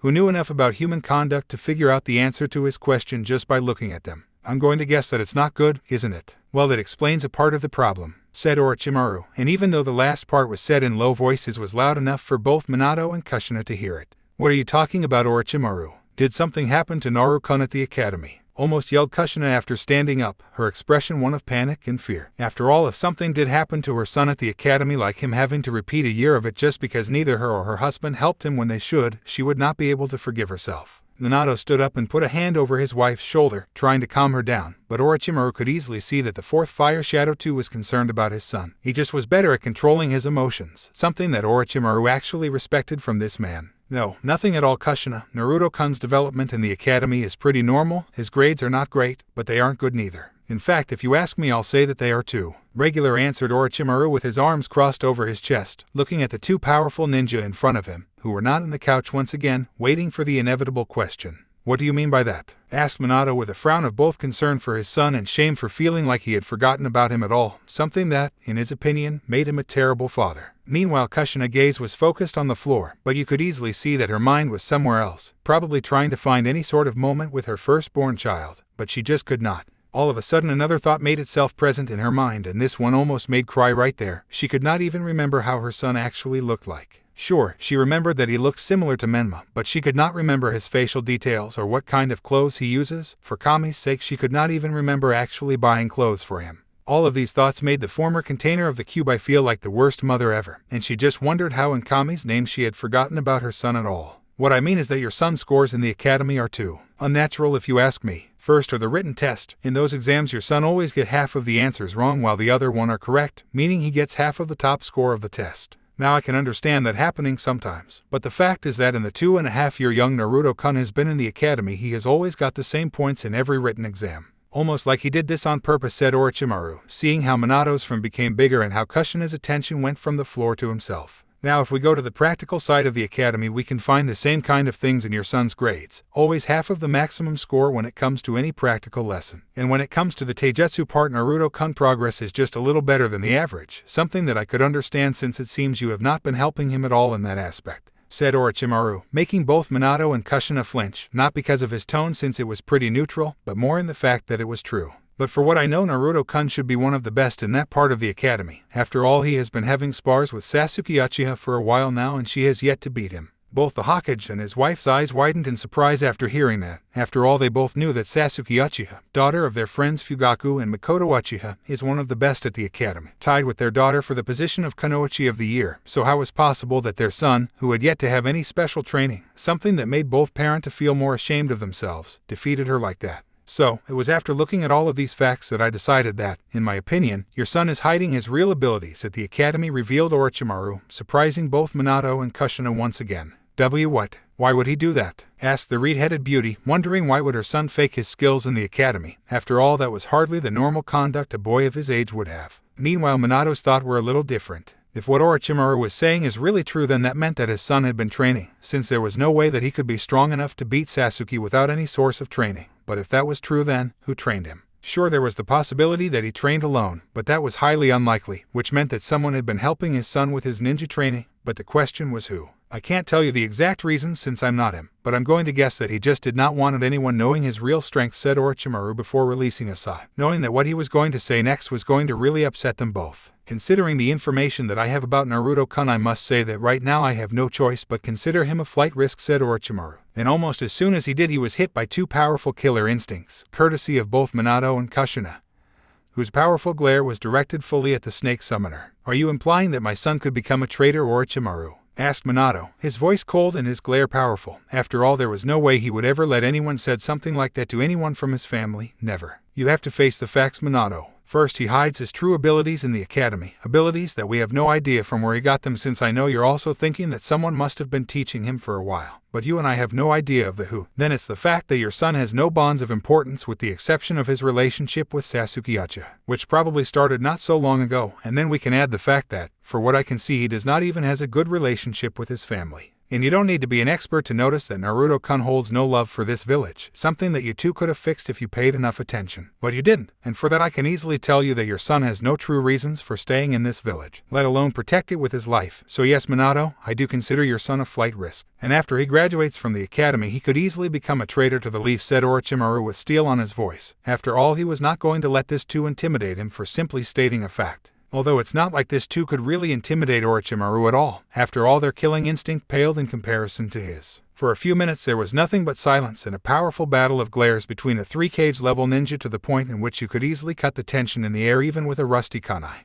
"Is this everything you came to say, Orochimaru?" asked Minato with a cold voice, getting nothing but a nod from the snake summoner, who stood up alongside the blonde Hokage. After all, he had already done his job here, so there was not really any reason for him to stay. "Orochimaru," said Minato, now standing at the door of his house and seeing the head of the T&I department leaving, but he still had some words to say before that. "What is it, Minato?" asked Orochimaru with a raised brow, wondering what the fourth fire shadow wanted to say to him now. "Just, thank you for telling me all of this. I was just doing my job. But now it's your turn to fix this before something happens," said Orochimaru before simply leaving in a leaf Shunshin no Jutsu. After all, he still had one more thing to do. "Don't worry, I will," said the blonde Hokage, more than himself that to anyone just before entering the house and pondering everything that just happened. How could he have been such a lousy father? He remembered how it felt to grow without a family. He was an orphan after all, and it was only when his sensei and father figure started to train him that he actually felt true happiness. So he made a vow to himself that he would be the best father he could be to his children, to make sure that they could have the happiness that came with the family that Minato didn't have the first years of his life.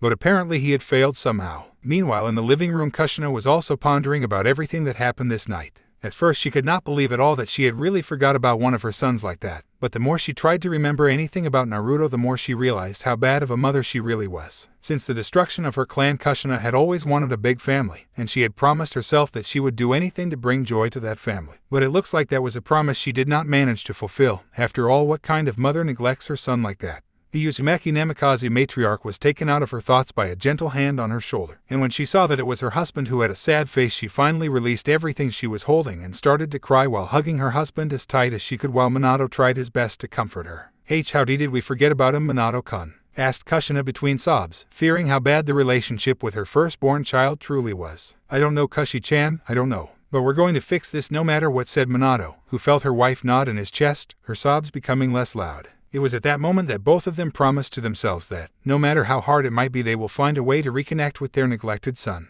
That was the promise of a lifetime. NOC. Meanwhile, with Orochimaru, the powerful snake summoner appeared in his personal office, a little room that had nothing but a wooden desk with a chair, some bookcase filled with them, and it was illuminated by some torches. This place could be found in his secret lab that only he, the Hokage, and other few peoples like his teammates knew about.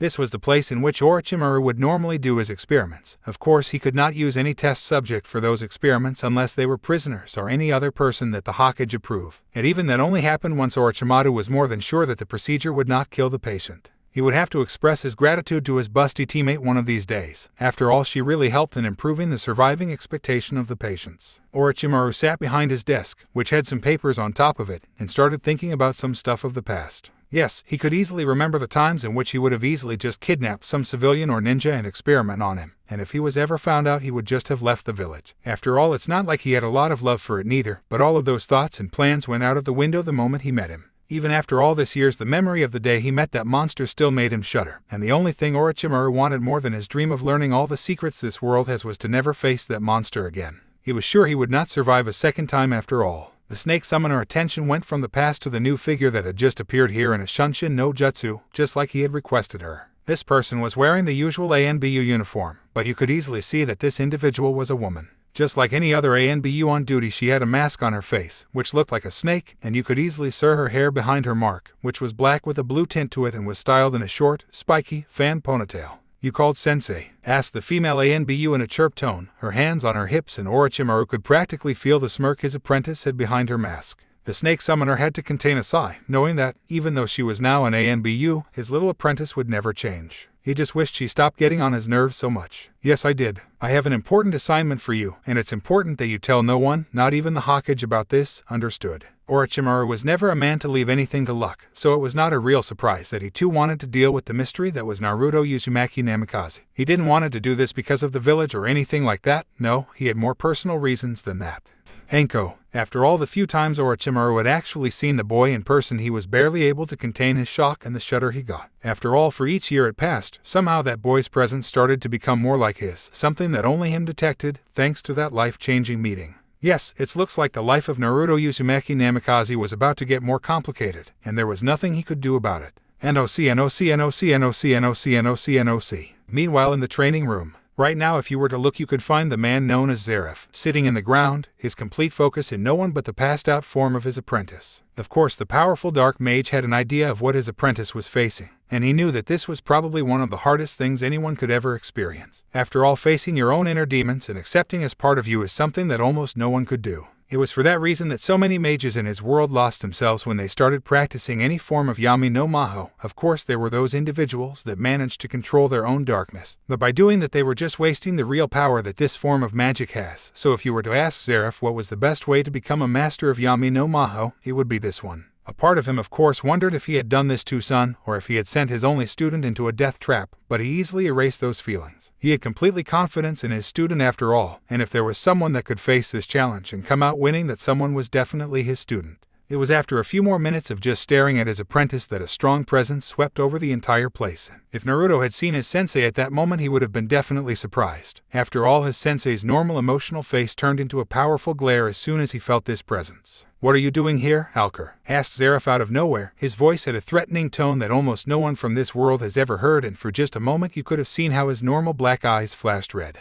"Is it the way to treat a friend, Zeref-kun?" asked a silky voice that seemed to echo everywhere, but Zeref's attention went to one of the corners of the training room, from which a figure started to emerge from the shadows itself. This figure looked like a teenager, definitely male, probably between 17 and 18 years old of age. This person has curly white hair and a very pale complexion. His eyes were squinting, giving him a sleepy appearance, and he has white makeup, eyelashes around his eyes. He wears a red and black striped shirt with a frilled undershirt, along with matching shoes and black pants. "We are hardly that, Alker. Now tell me, what did you came here to do?" asked Zeref, his powerful glare directed at the man called Alker. Although this did not make the smile this man has lessen at all, actually it looked like it became wider. "You really wound me with that hostility of yours, but I guess I can't do anything about you attitude now, can I?" asked the white-haired man, ignoring Zeref's question with a smile on his face. "What is your master wants this time, servant of the Shinigami?" asked Zeref, revealing Alker's identity, but of course this didn't have any effects on said man, who simply started walking closer to Zeref, his smile still present on his face. "I believe the answer to that question is kind of obvious, don't you think?" said Alker, while signaling Naruto's sleeping form with his eyes, but as soon as he did this he found a hand strangling his neck, courtesy of a red-eyed pissed Dark Lord, whose glare had become even worse. "If you ever put a finger on him, Alker, I'll kill you," hissed Zeref, showing more emotions that ever since he had started training Naruto. After all, he had never trusted this man, just like he had never trusted this man's master. He had never felt any source of gratitude towards the Shinigami since he has brought him to this world, since he knew that the Shinigami had done it for his own reasons and not for the goodness of his heart, if he had any. So he will be damned if he haven't let any one of them get their claws on his apprentice, even if he had to fight a god himself. Even though Zeref was pressing Alker's neck pretty tightly, the white-haired man kept smiling, just like if nothing was happening.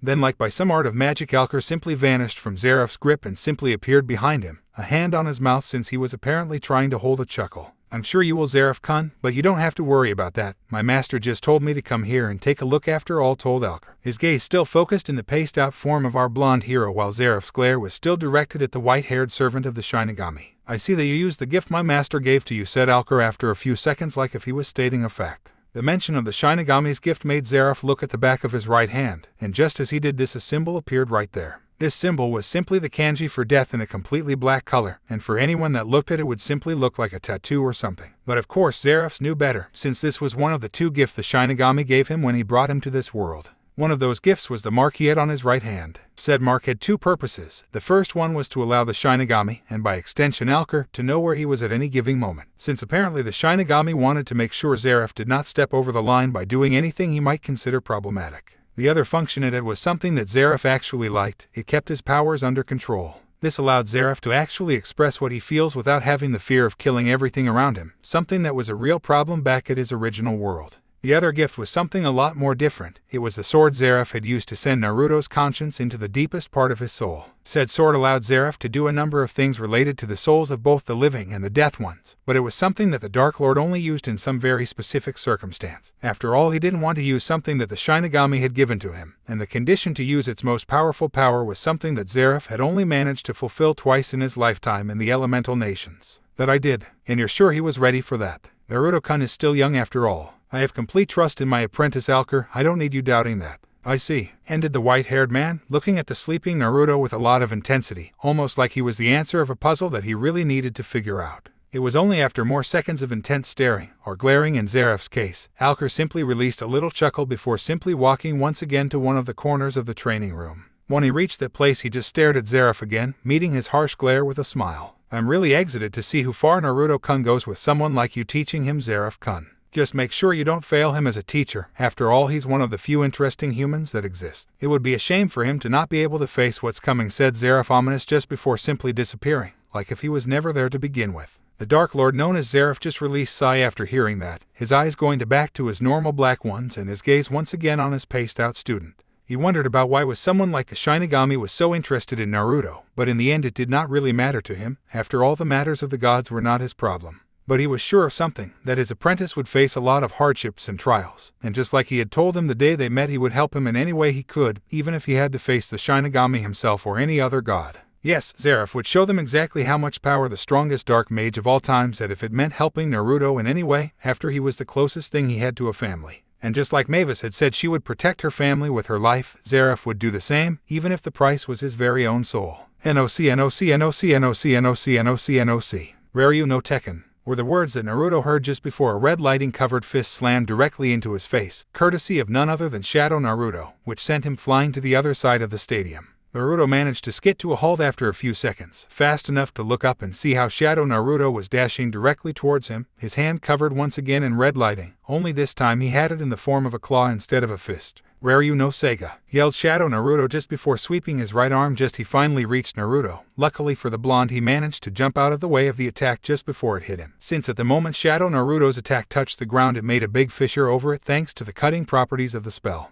My turn, thought Naruto after increasing the space between him and his shadow. The young blonde started to build magic in his mouth for his attack, and by the looks of it, Shadow Naruto had just the same idea. Raryu no Hoko, yelled both Naruto and his shadow before releasing the powerful lighting spell, one blue and the other one red. Both attack met each other at the middle, creating a great explosion that made Naruto covers his eyes with his arm, which of course proved to be a mistake since the next thing he felt was a powerful lighting improved kick from Shadow Naruto that just like his fist sent the young blonde flying to the other side of the stadium. Damn it, thought Naruto, who was holding his stomach after standing up, a powerful glare in his eyes directed toward his shadow, who just stood there with a smirk on his face, thinking of how weak his good side was. I hope you step your game. This would not be fun if the only thing I do is handle you like a rag doll, said Shadow Naruto before once again dashing towards Naruto, this time with red electricity running trough his foots. Raryu no Kajizume, said Shadow Naruto before throwing a high kick aimed to Naruto's face. However, the young apprentice of Zeref managed to evade the attack by bending down just before the attack reached him. Naruto took the chance and filled his fist with blue lighting just before throwing his fist right at his shadow's face. Sadly for him, his true self moved his head fast enough to avoid the punch and grab his wrist just before slamming a powerful hook right at Naruto's ribs. The young apprentice of Zeref had no time to react though, since just after that a knee connected perfectly in his stomach, which made him arc over in both pain and lack of hair. But Shadow Naruto was not yet over though, so the next thing he felt was another hook, this time to his face courtesy of the hand Shadow Naruto used to grab his wrist, which he had released just a few moments ago. Naruto stumbled a little away from his shadow, feeling pain and all over his body, but he had faced worse when sparring with his sensei. So it was a determined Naruto that turned around and made a swinging motion in front of him that looked like an X with his arms who were covered in blue lighting. Raryu no Yokijeki, yelled Naruto before releasing the energy in his arm after swinging them, sending a powerful X-shaped lighting of the size of his torso directly towards his shadow. Said Shadow was not afraid of it though, since when he saw what his normal self was about to do, he too prepared his own attack by overcharging his fist with lighting before throwing a perfect jab in front of him, it too releasing the energy he had gathered. Raryu no Hoken, said Shadow Naruto before a human-sized fist made of red lighting appeared from his fist and collided with Naruto's spell. Sadly for said blonde, his shadow's spell proved to be stronger when the gigantic fist went past Naruto's attack and impacted his body directly, sending waves of pain to every part of the young blonde's body. Naruto could only scream in pain after receiving the powerful spell head-on and falling to the ground face first. Meanwhile, Shadow Naruto started to just walk towards the fallen blonde, a smirk in his face and confidence in his eyes besides the normal craziness they always had. You know, this would not be happening if you weren't such a pussy and went to take revenge on those that wronged us, said Shadow Naruto like he was talking to a little boy. But Nuo, you had to be the good guy here and do shit, well I'm tired of that. Don't we deserve to have our way with those bastards we are related to? Don't we deserve to release our fury upon the pathetic village of Konoha? I think we do. But since you lack the balls to do it, I'm going to have to do it myself. But don't worry, I promise you that all of them will suffer. After all, that's what we truly want, isn't it? Said Shadow Naruto in a matter-of-fact tone, looking down at his other self with his permanent smirks on his face. Shut up. That's not what I want. I'm not a monster like you said, Naruto, while trying to stand up, giving a harsh glare toward his darkness, although this just got a razor brow from him before he released a sigh. You know what? Forget it. I'm tired of trying to make you understand, so you can just die already, said the shadow with a sadistic smirk, his hand full of red electricity, and in the form of a claw. Raryu no Seiga, said Shadow Naruto, aiming the attack directly towards Naruto's neck. Shadow Naruto was sure he had won once the spell hit the mark. Of course, the sound that he got after the attack was not what he expected. Puff! What? Yelled Shadow Naruto at seeing the log of wood that he just cut in half, result of Naruto's Kawarami no Jutsu. The shadow of Naruto had no time to even wonder where the log had even come from though, since he was barely able to turn around and catch the kunai his original self had just threw at him. Really? This is everything you have at this point? I have to say I'm actually disappointed in you, said Shadow Naruto with a deadpan, looking at his counterpart like he was an idiot, but for some reason this just got a smirk from Naruto himself. Shadow Naruto was about to ask what was so funny, but was stopped by a sound coming from the kunai at his hand, and when he actually looked at the kunai he could not stop the course to get to his mouth. Fuck me sideways, cursed Shadow Naruto before releasing his hold on the kunai, but it was already too late since as soon as he did the paper bomb Naruto had putted there exploded, lifting a lot of smoke and of course hurting Shadow Naruto. You little fucker, that's it. You're dead. As soon as I get my hands on you I'm going to rip you apart, yelled an angered Shadow Naruto who was recovering from the explosion. His body and clothes had some burns here and there, but for someone like him it would take a lot more to really injure him, let alone kill him. Shadow Naruto was surprised to say at least when, from the smoke cloud that the explosion lifted, at least a dozen of shuriken came flying towards him, and even though he actually managed to deflect them by using his own kunais, he was not able to avoid the powerful spear-like blue lightning that hit him straight in his chest, releasing an explosion of electricity that actually made Shadow Naruto curse after being blasted away by the attack that he recognized as the Raryu Hotengeki, one of Naruto's strongest spells. Naruto was not yet over though, since he moved at an impressive speed towards Shadow Naruto, but if you paid enough attention you could see that there was something wrong with this Naruto. But Shadow Naruto was at this point too enraged to even notice, so he met Naruto halfway with a powerful fist directed to his face, but he was once again surprised when instead of hitting him the attack actually went past him. A clone, thought Shadow Naruto, but it was already too late since the real Naruto, who was hiding himself behind the clone, shortened the distance between him and his shadow and gave him a destructive uppercut, actually lifting him off the ground. But Naruto was not going to lose this opportunity though, so he jumped backward fast enough and threw another spell, hoping to end the fight with that.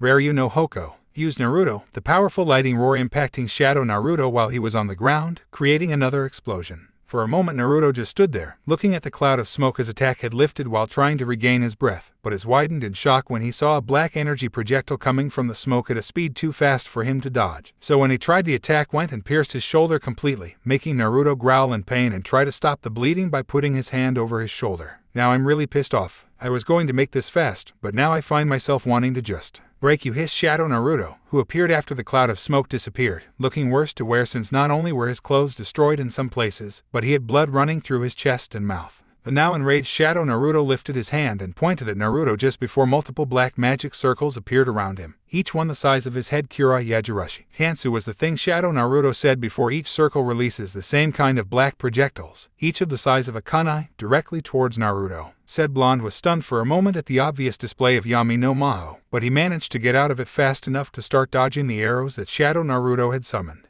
However, even though he managed to evade a lot of the projectiles, he was not ready for when Shadow Naruto made a few of them divide itself at mid-flight, creating two for each arrow and changing their trajectory, making Naruto unable to dodge them on time. GHHH! Screamed Naruto in pain after a number of those arrows pierced right through his shoulders, legs, arms, and thighs. The young blonde ended up falling on his knees from the pain, his vision getting a little blurry because of the blood he lost of each of his wounds. While in his knees, the blonde looked up and just like he feared, Shadow Naruto was already upon him, rage on his face instead of his normal smirk. This is your lost, but now I'll enjoy this as much as I can, said Shadow Naruto before starting to kick the downed blonde, who was now face first in the ground, whose conscience fading away with every hit. I'm going to die here, without accomplishing anything. Am I really this weak? Were the thoughts running through Naruto's mind, who could not believe he was going to die at the hands of this imposter. At the thought of him being an imposter, another memory appeared on his mind, this one of the word his sensei had told him before sending him here. How some people denied their darkness while others let their own darkness to control them, and that if he wanted to be strong he would have to accept that part of him.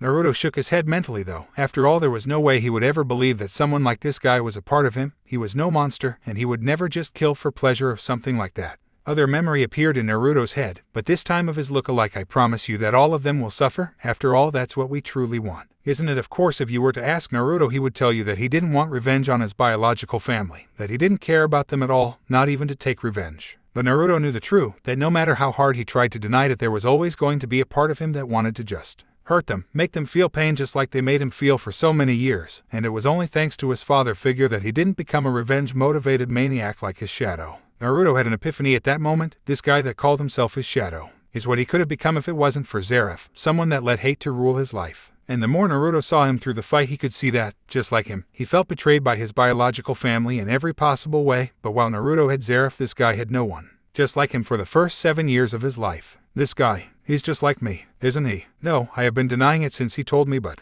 that was just me not wanting to accept my darkest emotions, not wanting to accept that I have someone like him inside of me. But in the end, that doesn't matter. He's really me, isn't he? Thought Naruto, looking up at his shadow who had stopped kicking him a few seconds ago and was now huffing a lot. However, it looked like Shadow Naruto had not registered Naruto's change in mentality since he was getting ready to go for the kill. Raryu no Seiga, hissed Shadow Naruto before throwing the powerful claw-like attack towards Naruto's neck once again. No, I won't lose. I must give it form with my magic and a purpose with my mind, thought Naruto just before the attack reached him, remembering his sensei's words about how Yami no Maho worked. Unfortunately or unfortunately, you saw it from Shadow Naruto's perspective. His magic and darkness answered his mental call, and from the ground where his hand was a completely black chain appeared and stopped Shadow Naruto's attack by tidying itself to his arm. What? But how did you? Whatever word Shadow Naruto was going to say died in his throat when he saw Naruto, who was now on his back, holding in his hand what looked like a completely black sphere of the size of his palm. You could practically feel the power the spell had, and Shadow Naruto knew that from this distance, that spell could easily be fatal. Naruto used all the power he still had to move just before throwing the powerful mass of magic directly towards his shadow,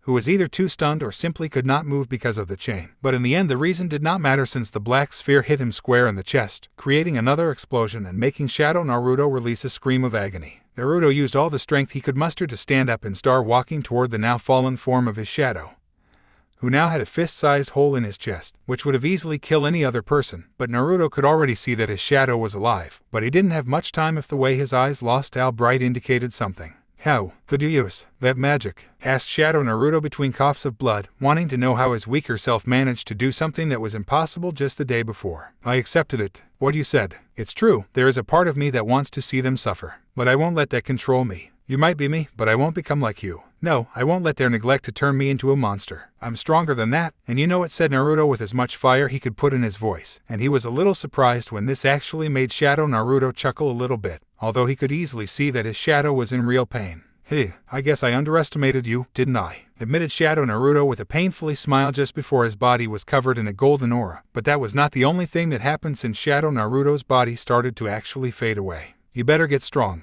Next time I won't hold back at all, were the last words Shadow Naruto said just before disappearing, his body turning into dozens of golden lights that floated into the sky. Naruto saw all of this with a sad smile, vowing to himself that he would get as strong as he could now that he had passed this hellish test. The young blonde was already at his limit though, so it was not surprised when he collapsed face first in the ground, his eyes closed and his body wounded everywhere, but he still had a real smile on his face. He had won the fight after all. Okay, sadly the chapter is over, and if you enjoyed, just leave a like and subscribe with post